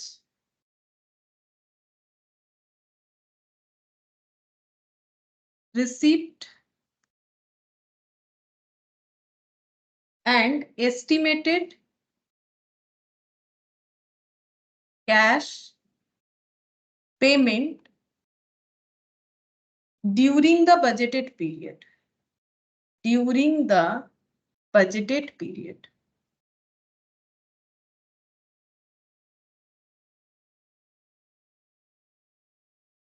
cash budget जो है वो किस चीज का फोरकास्ट हमें बताएगा कि हमें कितने कैश रिसिप्ट होने वाले हैं बिजनेस में और कितने कैश पेमेंट हमें करना पड़ेगा बजटेड पीरियड में। ठीक है, ऐसे मान लो हम लोग 3 मंथ्स का अपना कैश बजट बना रहे हैं, तो ये 3 मंथ्स में हमें कितने कैश रिसिप्ट होंगे। रिसिप्ट किससे होता है, डेटर से। पेमेंट किसको करना पड़ता है, क्रेडिटर को। ठीक है, तो वो हमें देखना पड़ेगा। सेकेंड हम लोग करेंगे, cash budget is different from cash account. Cash budget is different from cash account. जो तुम लोग अकाउंट्स में कैश अकाउंट बनाते हो, कैश अकाउंट में तुम लोग क्या लिखते हो, कैश इनफ्लो आउटफ्लो दिखाते हो, चाहे कुछ भी परचेस कर रहे हो या रिसिप्ट कर रहे हो उसके लिए। लेकिन बोल रहा है कैश बजट और कैश अकाउंट अलग अलग है। And cash flow statement, and cash flow statement बोल रहा है कि कैश बजट जो है ना तो वो कैश अकाउंट की तरह है, ना तो वो कैश फ्लो स्टेटमेंट की तरह है। कैश फ्लो स्टेटमेंट क्या है, सभी ने 12 में किया होगा। कैश फ्लो स्टेटमेंट का मतलब होता है कि हम लोगों का बिजनेस का कैश फ्लो कितना है वो पता करना, ओनली कैश फ्लो। क्या हम लोग ये अपने फाइनल अकाउंट से पता नहीं कर पाते, नहीं कर पाते। क्यों, फाइनल अकाउंट्स जब हम लोग बनाते हैं वहां पर हम लोग डिप्रिसिएशन को दिखाते हैं जो एक नॉन कैश आइटम है, प्रोविजंस को दिखाते हैं जो कि वो भी एक नॉन कैश आइटम है। क्योंकि प्रोविजंस के लिए जो हम लोग कर रहे हैं वो हम लोग किसी को पेमेंट वगैरह तो नहीं करते हैं। तो जिन्होंने कैश फ्लो कभी किया है उनको तो समझ में आएगा। अब यहाँ पर ज्यादा डिटेल्स हम क्या बोले कैश फ्लो के लिए। कैश फ्लो एक ऐसा स्टेटमेंट है जहां पर हम लोग अपने बिजनेस एक्टिविटीज का कैश इनफ्लो आउटफ्लो को 3 पार्ट में डिवाइड करते हैं। Cash flow from operating activity, cash flow from financing activity, cash flow from investing activity. Invest करके बिजनेस ने कितना अर्न किया है या पेमेंट किया है। अब इन्वेस्टमेंट परचेस भी हो सकता है, इन्वेस्टमेंट सेल भी हो सकता है। फिर cash flow from financing activity, जैसे कि शेयर इशू किया, फाइनेंसिंग एक्टिविटी होता है। डिवेंचर इशू किया, फाइनेंसिंग एक्टिविटी। डिवेंचर को रिडीम किया, प्रेफरेंस शेयर को रिडीम किया, वो सब फाइनेंसिंग एक्टिविटी होता है। ठीक है, तो cash budget is different from cash account and cash flow statement. बोल रहा है कैश बजट जो बनेगा ना वो ना तो कैश अकाउंट है ना तो कैश फ्लो स्टेटमेंट है। ठीक है, इन द सेंस, क्यों, क्योंकि यहां पर लिखते हैं, लिखो in the sense that cash budget is future oriented,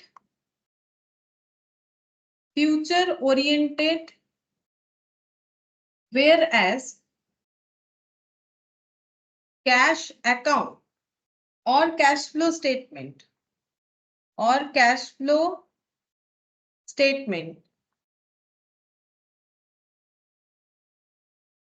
is related to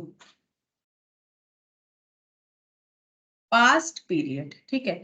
तो चलो, ज्यादा कुछ डिफरेंसेस अगर हमें नहीं पता है कोई बात नहीं, अगर किसी को कैश फ्लो स्टेटमेंट नहीं पता है कोई बात नहीं, लेकिन हम लोग इतना समझ सकते हैं कि कैश बजट, देखो बजट तो हमेशा फ्यूचर ओरिएंटेड कामों के लिए ही बनता है कि फ्यूचर में ऐसा होगा, लेकिन ये कैश अकाउंट जो है या फिर कैश फ्लो स्टेटमेंट जो है वो पास्ट पीरियड से रिलेटेड है। क्यों?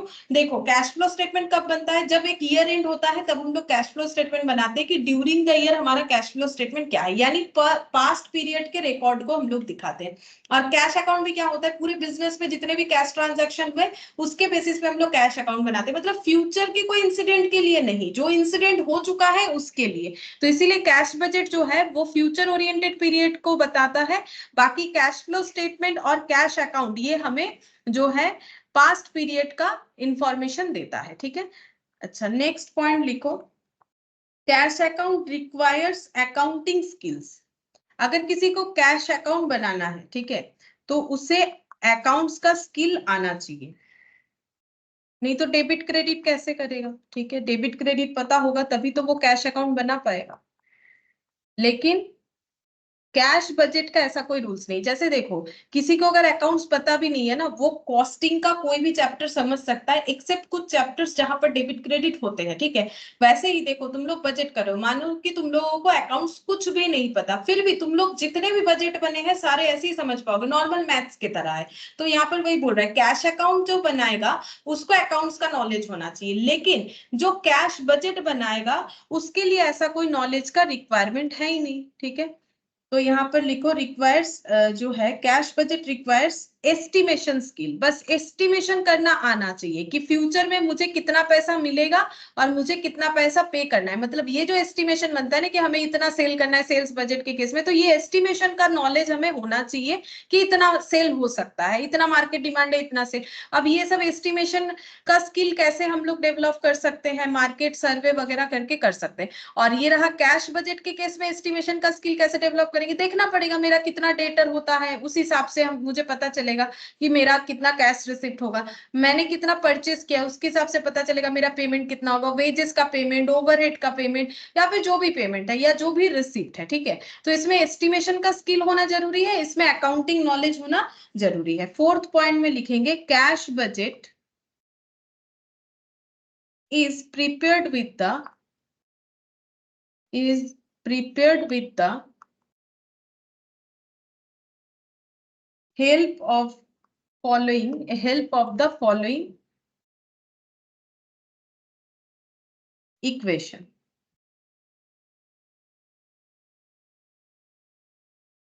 Opening cash balance,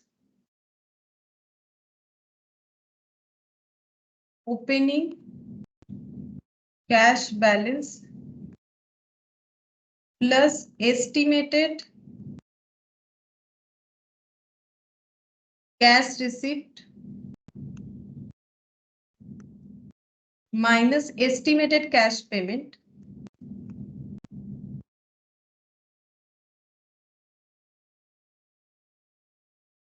equal closing cash balance. Closing cash balance. देखो फॉर्मूला क्या लिखा है मैंने, ओपनिंग कैश बैलेंस, मेरे पास पहले से कितना कैश है, मेरे पास ड्यूरिंग द पीरियड जितने भी दिन का हम लोग कैश बजट बना रहे हैं, 1 मंथ का, 2 मंथ का, 3 मंथ का, 1 ईयर का, जितने भी पीरियड का, एस्टिमेटेड कैश रिसिप्ट कितना हो सकता है और एस्टिमेटेड कैश पेमेंट कितना हो सकता है, ये माइनस करने से हमें क्या मिलेगा, क्लोजिंग कैश बैलेंस। मेरे पास कितना कैश था, कितना आ सकता है, कितना पेमेंट हो सकता है, और अगर कुछ बच जाएगा तो उसे हम लोग बोलेंगे क्लोजिंग कैश बैलेंस। इसके थ्रू से हम लोग कैश बजट जो है वो बना सकते हैं, ठीक है। अच्छा, तो चलो अभी थ्योरी काफी सारा ही हम लोगों ने लिख लिया, अब हम लोग नेक्स्ट ये वाला क्वेश्चन करते हैं, 6th नंबर वाला, ठीक है। बोल रहा है कि TQM limited has furnished the following information for the month ending 30 June. TQM limited ने 30 जून का हमें कुछ इंफॉर्मेशन यहाँ पर दे रखा है।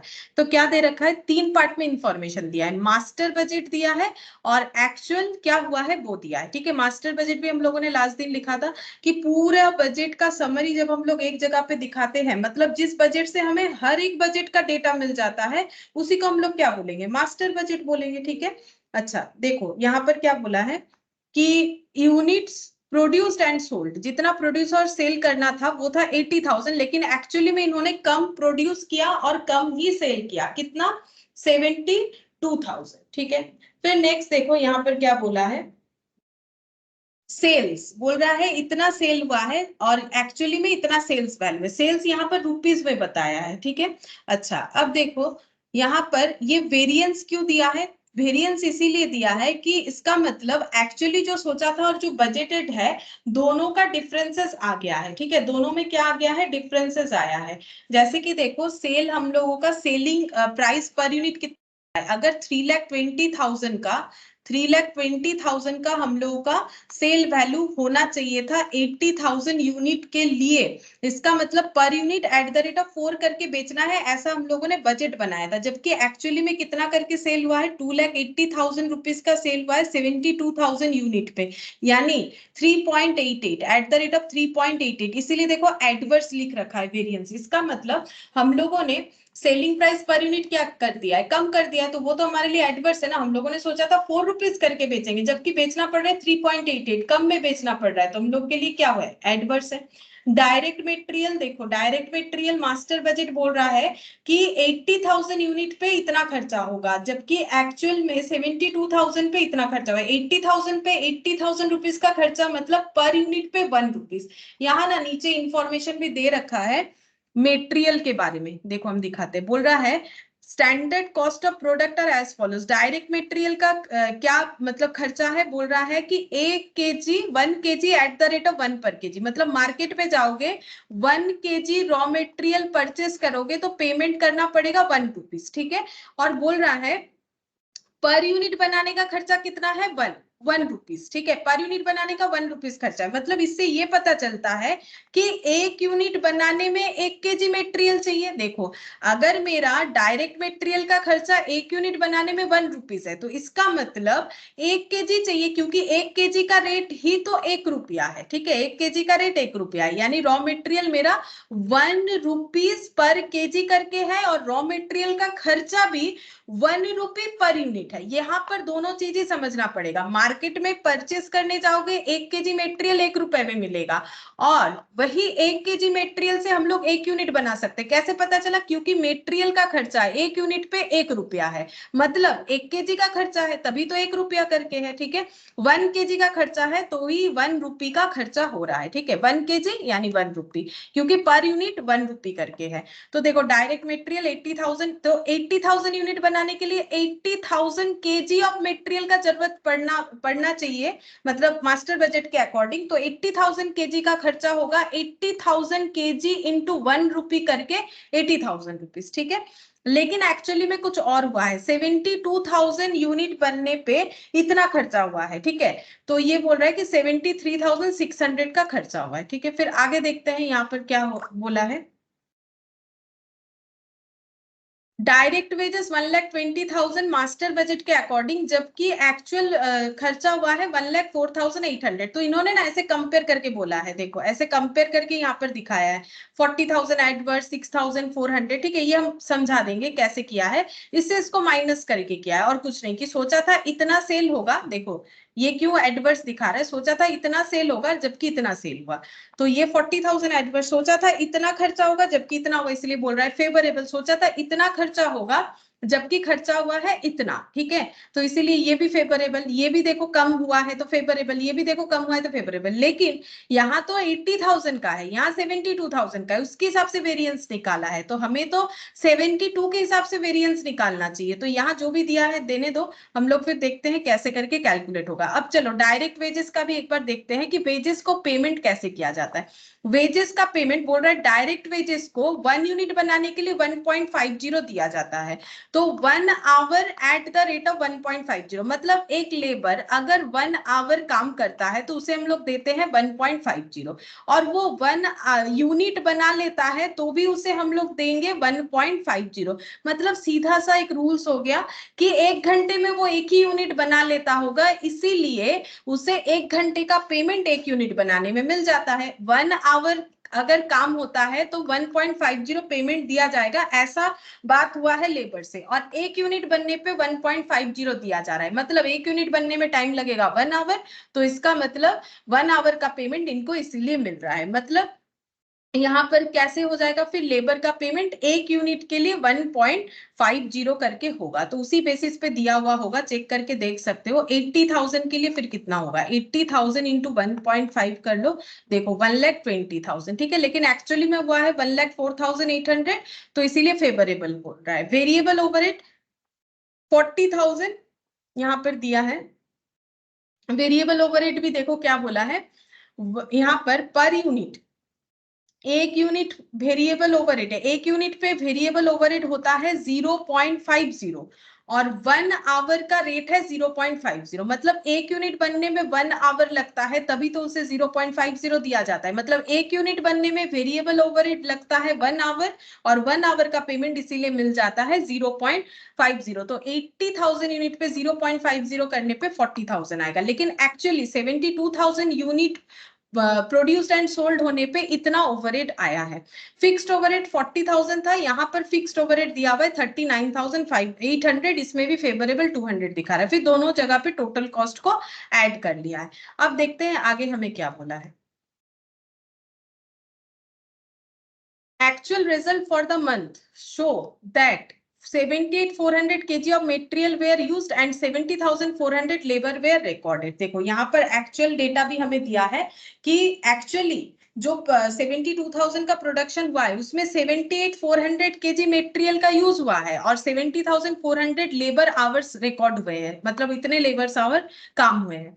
Prepare flexible budget for the month, इस मंथ का हमें एक फ्लेक्सिबल बजट बनाना है and compare with the actual result. मतलब क्या करने बोला है कि हम लोग एक फ्लेक्सिबल बजट बना के एक्चुअल रिजल्ट के साथ कंपेयर करेंगे। ऐसा क्यों बोल रहा है, क्योंकि यहाँ तो कंपैरिजन 80,000 के साथ 72,000 का देके फेवरेबल एडवर्स निकाल रखा है, लेकिन हमें कंपेयर कैसे करना है, फ्लेक्सिबल बजट बना के। अब फ्लेक्सिबल बजट कितने यूनिट का बनना चाहिए, ऑब्वियसली 72,000 यूनिट का बनना चाहिए, कि अगर हम लोग 72,000 यूनिट प्रोड्यूस कर किए हैं, एक्चुअली में तो किए हैं, और एक्चुअल ये खर्चा है, लेकिन इसी 72,000 यूनिट को बनाने का बजटेड खर्चा कितना होता, ठीक है, कितना खर्चा बजट के हिसाब से होना चाहिए था और एक्चुअली में कितना हुआ, इन दोनों को कंपेयर करने से ही हमें पता चलेगा कि वेरिएंसेस क्या क्या है। हम लोग को वही करने बोला है कि पहले फ्लेक्सिबल बजट बनाओ और सभी कैटेगरी में वेरिएंसेस निकाल के दिखाओ, flexible budget and compare with the actual result. Actual result से कंपेयर करेंगे तो हमें ऐसे वेरिएंसेस मिलेगा। मतलब अभी अभी जो मैंने तुम लोग को थ्योरी लिखवाया ना, जहां पर मैंने ये वाला पॉइंट बोला था, ये देखो, फंक्शनल बजट और द बजट कहां पर था ना, एक्चुअल कॉस्ट ऑफ बजट के साथ कंपेयर करना है। Budgeted cost means I think यहीं पर था, ठीक है, जो हम एग्जांपल के साथ समझा रहे हैं। Budgeted cost is to be compared with actual cost for computing material labour and overhead variances, ठीक है। तो ये हम लोग का वही प्रोडक्शन कॉस्ट बजट की तरह बन रहा है, ठीक है। तो चलो हम लोग पहले यहाँ पर कैलकुलेट कर लेते हैं 72,000 का बजट के हिसाब से कितना खर्चा होना चाहिए था, ठीक है। तो यहाँ पर लिखते हैं statement showing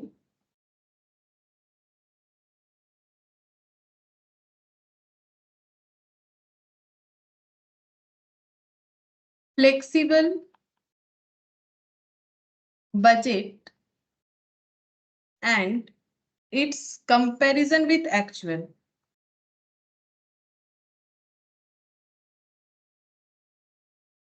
And its comparison with actual.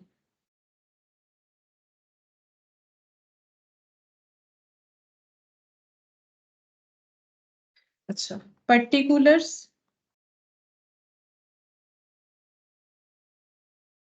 master budget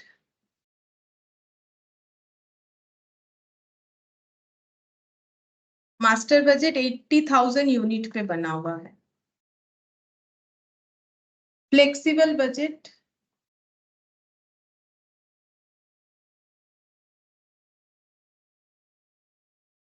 72,000 unit पे बनाएंगे एट स्टैंडर्ड कॉस्ट, मतलब इसके हिसाब से कि बजट के हिसाब से हम लोग का 72,000 यूनिट बनने का कितना खर्चा होना चाहिए था, और एक्चुअली कितना खर्चा हुआ है। एक्चुअल फॉर 72,000 यूनिट, जो कि हमें क्वेश्चन में गिवन है, और इधर साइड में एक बना लेंगे वेरिएंस का कॉलम कि कितना वेरी किया है। अच्छा, यहाँ पर हम लोग पर यूनिट और टोटल का कॉलम बनाएंगे, इसके नीचे, इसके जस्ट नीचे हम लोग बनाएंगे पर यूनिट और टोटल का कॉलम। ठीक है, एक काम करते हैं, नीचे पहले बना लेते हैं, हर जगह पे नहीं बनेगा, सिर्फ यहीं पर यूनिट और टोटल, इसके हिसाब से हम लोग यहाँ पर लाइन लगाएंगे।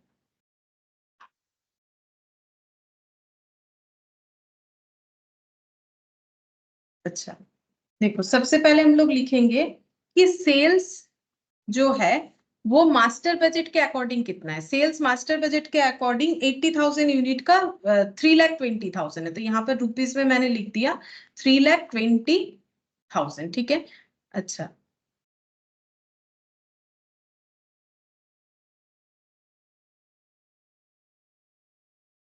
और एक्चुअली कितना हुआ है 2,80,000, तो एक्चुअल वाला डेटा भी लिख ले यहाँ पर 2,80,000 एक्चुअली सेल्स हुआ है 2,80,000 रुपीज का। ठीक है, अब हमें क्या करना है, हमें ये देखना है कि बजट के हिसाब से हमारा सेल्स कितना होना चाहिए था। तो देखो 3 लाख, ये कॉलम मैंने इसीलिए ही बनाया, बाकी तो हमें यही 2 कॉलम चाहिए, लेकिन ये यहाँ पर लिखेंगे तो हमें करने में आसानी होगा।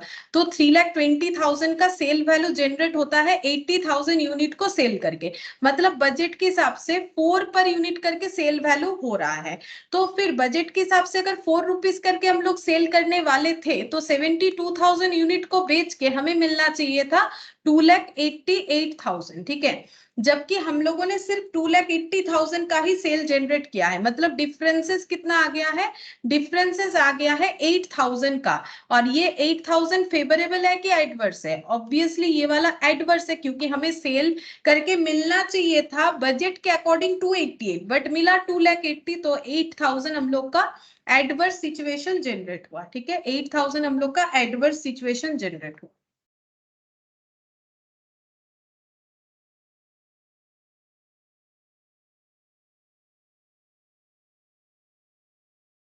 अच्छा, ठीक है, अब नेक्स्ट, अच्छा इस पे भी लगा देते, सेल्स के बाद हम लोग बाकी खर्चे देखेंगे, जैसे कि ये तो सेल्स का निकाल लिया। नेक्स्ट हम लोग देखते हैं डायरेक्ट मटेरियल, तो यहाँ पर लिख रहे हैं direct material, direct material. Direct material का खर्चा कितना हुआ है 80,000 रुपीज। ठीक है, 80,000 रुपीज, तो 80,000 यूनिट का 80,000 रुपीज। अब डायरेक्ट मटेरियल का खर्चा हमें कैसे दिया है, डायरेक्ट मटेरियल का खर्चा हमें दिया है यूनिट, देखो यहाँ पर बताया था, देखो यहाँ पर बता दिया है, तुम लोग चाहो तो इस पे वर्किंग नोट भी बना सकते हो। 1 kg के लिए स्टैंडर्ड क्या बोल रहा है, 1 kg के लिए 1 रुपीज खर्चा करना पड़ेगा, और 1 kg से 1 यूनिट बनेगा, यानी 80,000 यूनिट बनाने के लिए 80,000 kg का जरूरत है, तो 80,000 kg 1 रुपीज के अकॉर्डिंग 80,000 रुपीज होना चाहिए, यानी पर जो है पर यूनिट 1 रुपीज करके ऐसे 0 0 लिख देते हैं। ठीक है, तो पता चलेगा कि ये रुपीज वाला है। तो इसके हिसाब से 72,000 यूनिट बनाने का खर्चा होना चाहिए था 72,000 रुपीज 1 रुपीज के हिसाब से, लेकिन एक्चुअली रॉ मटेरियल का खर्चा कितना हुआ है, एक्चुअली रॉ मटेरियल का खर्चा हुआ है 73,600, ज्यादा खर्चा हुआ है। तो फिर से हम लोग का एडवर्स सिचुएशन 73,600 माइनस 72,000, तो ये आंसर हो गया मेरा 1,600 एडवर्स। ठीक है, तो इसमें भी खर्चा ज्यादा हो गया, जितना सोचा था उससे ज्यादा। ठीक है, फिर डायरेक्ट मटेरियल के बाद डायरेक्ट वेजेस,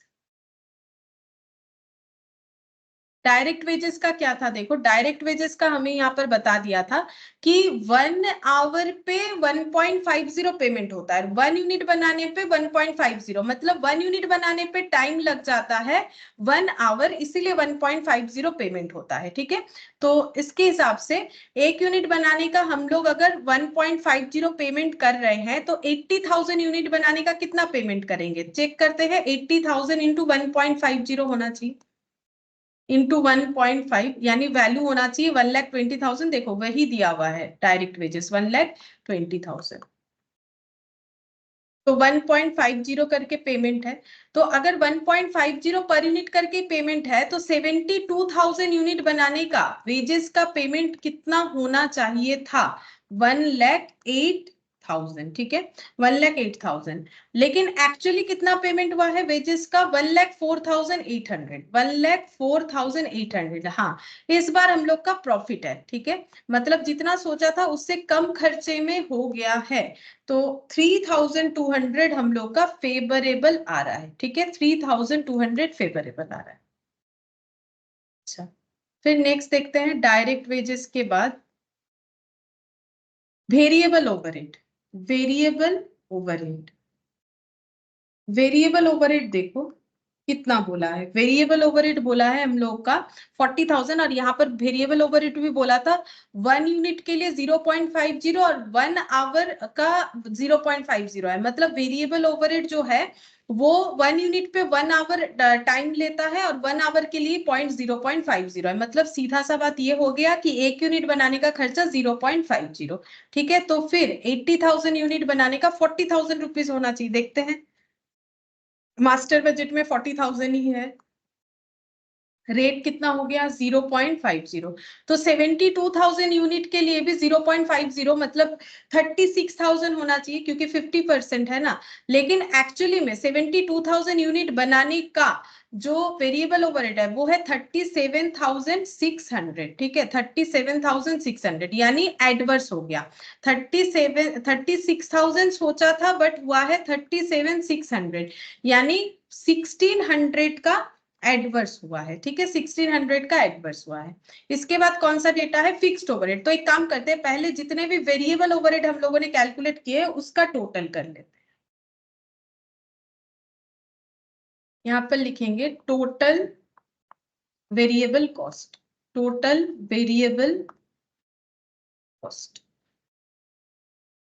80,000 प्लस 1,20,000 मतलब 3,40,000, सॉरी 2,40,000, 2,40,000। अच्छा, per unit 1 rupees, 1 rupees, 2 rupees और 50 पैसे, 50 पैसे 1, यानी कि 3 रुपीज। और ये हो गया 72,36, 1,08,000, 1,08,000 और 1,08,000, 1,08,000 का डबल मतलब 108 इंटू 2,16,000, 73,600 प्लस 1,04,800 प्लस 37,600, तो ये आ रहा है 2,16,000। ठीक है, तो ये वाले कॉलम को मैंने ऐड कर लिया, वेरिएंसेस कभी ऐड नहीं होगा। ठीक है, वो तो पर जो है आइटम पे हम लोगों ने वेरिएंसेस निकाला हुआ है। अच्छा, इसको कर लेते हैं क्लोज। नेक्स्ट हम लोग इसमें निकाल लेते हैं कंट्रीब्यूशन। ठीक है, इसमें हम लोग निकाल लेते हैं कंट्रीब्यूशन।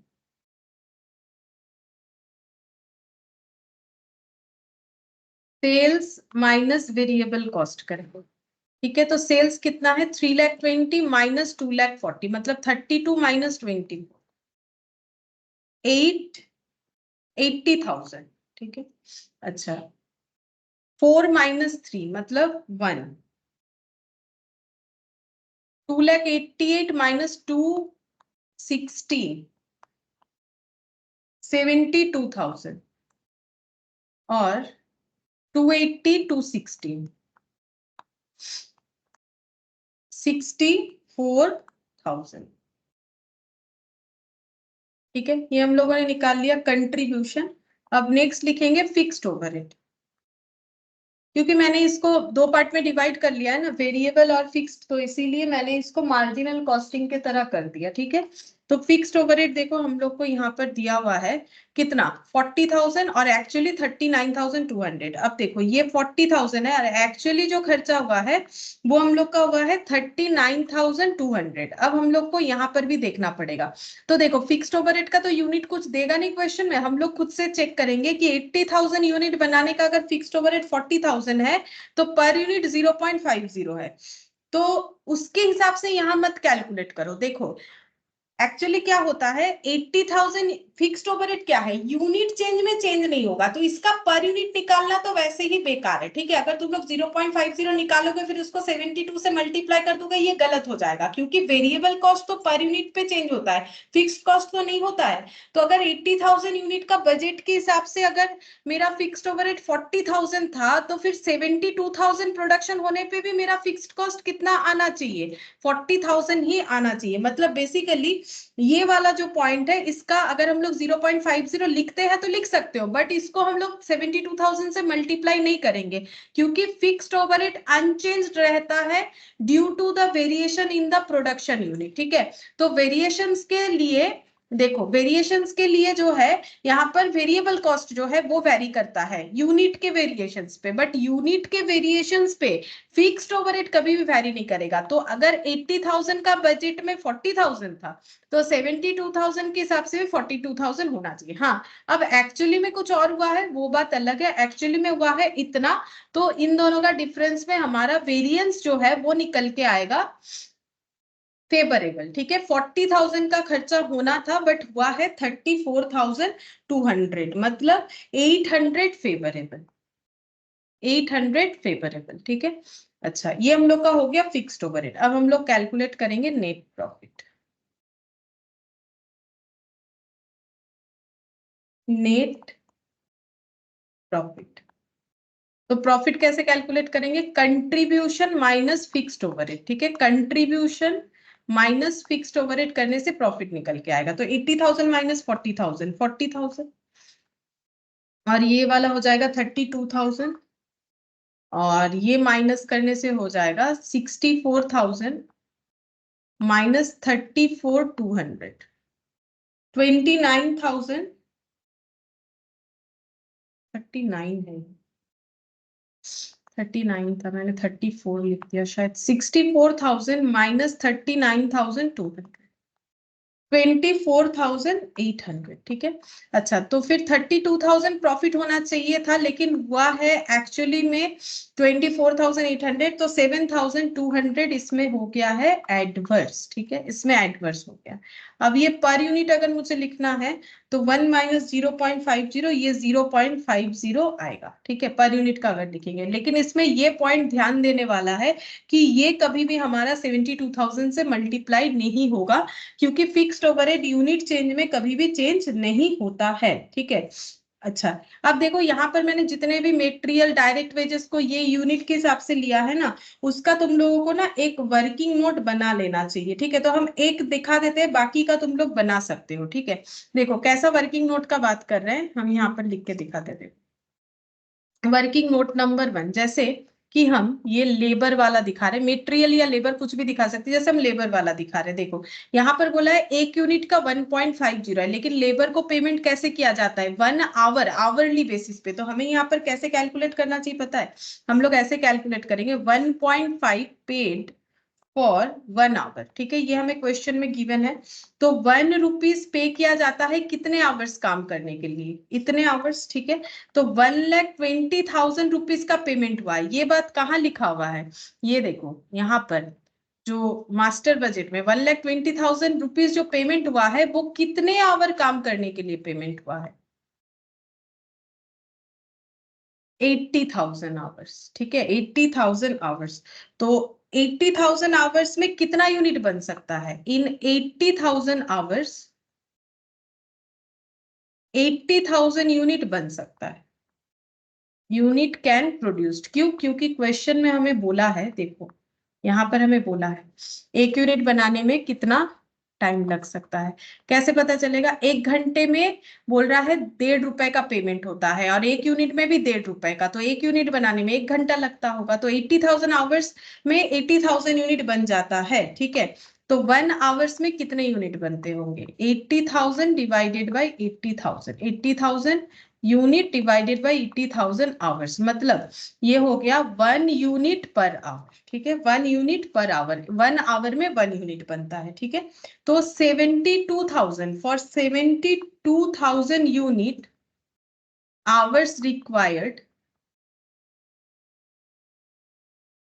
कितना होगा? 72,000 into 1 unit per hour basis पे 72,000 आवर्स का रिक्वायरमेंट होगा, 72,000 आवर्स का रिक्वायरमेंट होगा। तो वेजेस का वैल्यू कितना होगा? वेजेस का वैल्यू होगा 72,000 आवर्स इंटू 1.5, यानी कि 1,08,000। ठीक है, अब तुम लोग सोच रहे हो कि ये करने का क्या जरूरत है? ये करने का जरूरत इसीलिए है क्योंकि देखो यहाँ पर ना ये 1 kg का रेट 1 है, तो 1 रुपीज का खर्चा, 1 आवर का रेट 1.5 है, ये भी 1.5 है। मतलब अगर ये 1 आवर का पेमेंट इतना है, अब मान लो कि पर यूनिट का खर्चा अगर हम लोग का ये 1.50 के जगह 2 रुपीज होता, या फिर इसको थोड़ा सिंप्लीफाई करके हम बताते हैं कि 3 रुपीज होता, तो इसका मतलब 1 यूनिट के लिए अगर हम लोग 3 रुपीज पे कर रहे हैं, तो हम लोग यूनिट बेसिस पे थोड़ी ना पे कर रहे हैं, क्योंकि वर्कर को कैसे दिया जा रहा है? आवरली बेसिस पे, कि 1 घंटा काम करने पे 1.5 रुपए मिलेगा। तो अगर ये 3 होता तो इसका मतलब क्या है कि 1 यूनिट बनने में 2 आवर्स लगता होगा, 1 यूनिट बनने में 2 आवर्स लगता होगा, तभी तो 1.5 करके 3 रुपीज का पेमेंट किया जाता है। अगर ऐसा होता तो अगर हम लोग डायरेक्टली यूनिट बेसिस पे इसको चेक करते तो हमारा गलत होता। मतलब देखो 1 यूनिट बनने में अगर 3 रुपीज होता ना, तो यहाँ पर देखो हम लोग ये जो कैलकुलेशन है, ये वैसे भी ये डेटा देता भी नहीं, फिर भी ये देखो 80,000 यूनिट जो है, इसको बनने में जो ये जो 1,20,000 बोल रहा है ना, तो हम लोग अगर इसको 1.5 से मल्टीप्लाई करेंगे तो तभी हो रहा है ना यूनिट बेसिस पे, तो यूनिट बेसिस पे अगर करेंगे तो 1.5 होगा, लेकिन वहां पर वो डेटा क्या हो जाता, चेंज हो जाता। लेकिन एक्चुअली वर्कर को हम लोग पेमेंट यूनिट बेसिस पे नहीं कर रहे हैं, हम लोग वर्कर को पेमेंट कैसे कर रहे हैं? आवरली बेसिस पे। उस चेंज को दिखाने के लिए हम यहाँ पर ये चीज दिखाने बोल रहे हैं। मतलब हम लोग वर्कर को ऐसा पेमेंट नहीं दे रहे हैं कि 80,000 यूनिट बनाने के लिए 1.5 के अकॉर्डिंग हम लोग पेमेंट नहीं कर रहे हैं। हम लोग 1 यूनिट, देखो 1 यूनिट बनाने का हमें यहाँ पर वेजेस कितना बोला है? 1.50 पर यूनिट करके हमें यहाँ पर कैलकुलेट करके दे दिया है, लेकिन हम लोग को यहाँ पर ये आइडेंटिफाई करके दिखाना चाहिए कि 80,000 यूनिट बनने में, क्योंकि वर्कर को पेमेंट कैसे किया जाएगा? 1 आवर बेसिस पे। ठीक है, ये तो बोला है 1 यूनिट बनने पे हम लोग इतना खर्चा दे रहे हैं। ठीक है, तो अगर तुम लोग ये वाला कर लेते हो तो ठीक है, अगर नहीं भी करते हो चलेगा, लेकिन ये ट्रांसफॉर्मेशन हमें दिखा देना चाहिए जो मैंने तुम लोग को यहाँ पर बताया था। ठीक है, कैलकुलेशन करते वक्त कि 1 घंटे में 1.50, ये क्या है? ये तो पेमेंट का मेथड है कि वर्कर को बोला है आप 1 आवर काम करोगे तो आपको 1.50 रुपीज मिलेगा, लेकिन पेमेंट कैसे हो रहा है? देखो बोल रहा है फिर 1 यूनिट का 1.50, मतलब इससे ये कंफर्म होता है कि यहाँ पर देखो आवरली बेसिस पे पेमेंट हो रहा है, 1.50 पे कर रहे हैं 1 आवर के लिए, तो 1,20,000 रुपीज पे कर रहे हैं 80,000 आवर्स के लिए, तो 80,000 आवर्स के लिए अगर 80,000 यूनिट प्रोड्यूस कर रहे हैं तो 1 आवर में कितने यूनिट, मतलब 1 यूनिट बनने में 1 घंटा लगता है। ठीक है, तो 72,000 यूनिट बनने में कितना टाइम लगता है? 72,000 आवर्स, तो उसके हिसाब से हम लोग पेमेंट इतना करते। तो अगर ये दिखा दोगे तो थोड़ा अच्छा रहेगा। ठीक है, बस वेजेस दिखाने से ही चलेगा, बाकी अगर नहीं भी दिखाओगे तो भी चलेगा। ठीक है, वेजेस में ही ये वाला पॉइंट जो है हमारा ज्यादा जरूरी है, क्योंकि ये आवरली पेमेंट है कि यूनिट, वो थोड़ा सा हमें दिखा देना चाहिए। ठीक है, अच्छा ये वाला तो हम लोग का पहला पॉइंट तो कंप्लीट हो गया। अब यहाँ पर बोला है calculate material labour sales price variable overhead and fixed overhead expenditure variance and sales volume profit variance. ठीक है, तो ये वेरिएंसेस जो है कैलकुलेट करके दिखाना पड़ेगा कि मटेरियल का वेरिएंस क्या है। तो ये ना थोड़ा सा स्टैंडर्ड कॉस्टिंग का पार्ट है। ठीक है, तो जिन्होंने स्टैंडर्ड कॉस्टिंग किया हुआ है वो इसमें इसको होमवर्क कर सकते हो। ठीक है, और जिनका किया हुआ नहीं है, हम जब नेक्स्ट क्लास में बताएंगे तो समझ में आएगा, ऐसा नहीं है कि बिल्कुल समझ में नहीं आएगा, लेकिन हाँ बहुत अच्छे से शायद ना समझ में आए, क्योंकि क्योंकि स्टैंडर्ड कॉस्टिंग तो एक अलग चैप्टर ही है जहां पर अब ये इसको ऐड कर दिया है, तो हम थोड़ा सा करवा देंगे, और जब जिनका किया हुआ नहीं है, जब स्टैंडर्ड कॉस्टिंग होगा तो ये वाला पॉइंट और भी अच्छे से समझ में आ जाएगा। ठीक है, तो जिन्होंने किया हुआ है इसको होमवर्क कर सकते हो, जिनका किया हुआ नहीं है उनको होमवर्क करने का जरूरत नहीं है। नेक्स्ट क्लास में हम लोग ये वाला पॉइंट डिस्कस करेंगे, और जो एक रेशियोज वाला पॉइंट है, ठीक है, बजट का, वो डिस्कस करेंगे। तो मुझे लगता है नेक्स्ट क्लास में ये वाला कंप्लीट हो जाएगा बजट चैप्टर। ठीक है, फिर आज इतना ही करते हैं। मैम नेक्स्ट चैप्टर कौन सा चालू करेंगे? नेक्स्ट चैप्टर जो है बेसिक से स्टार्ट करेंगे फिर से।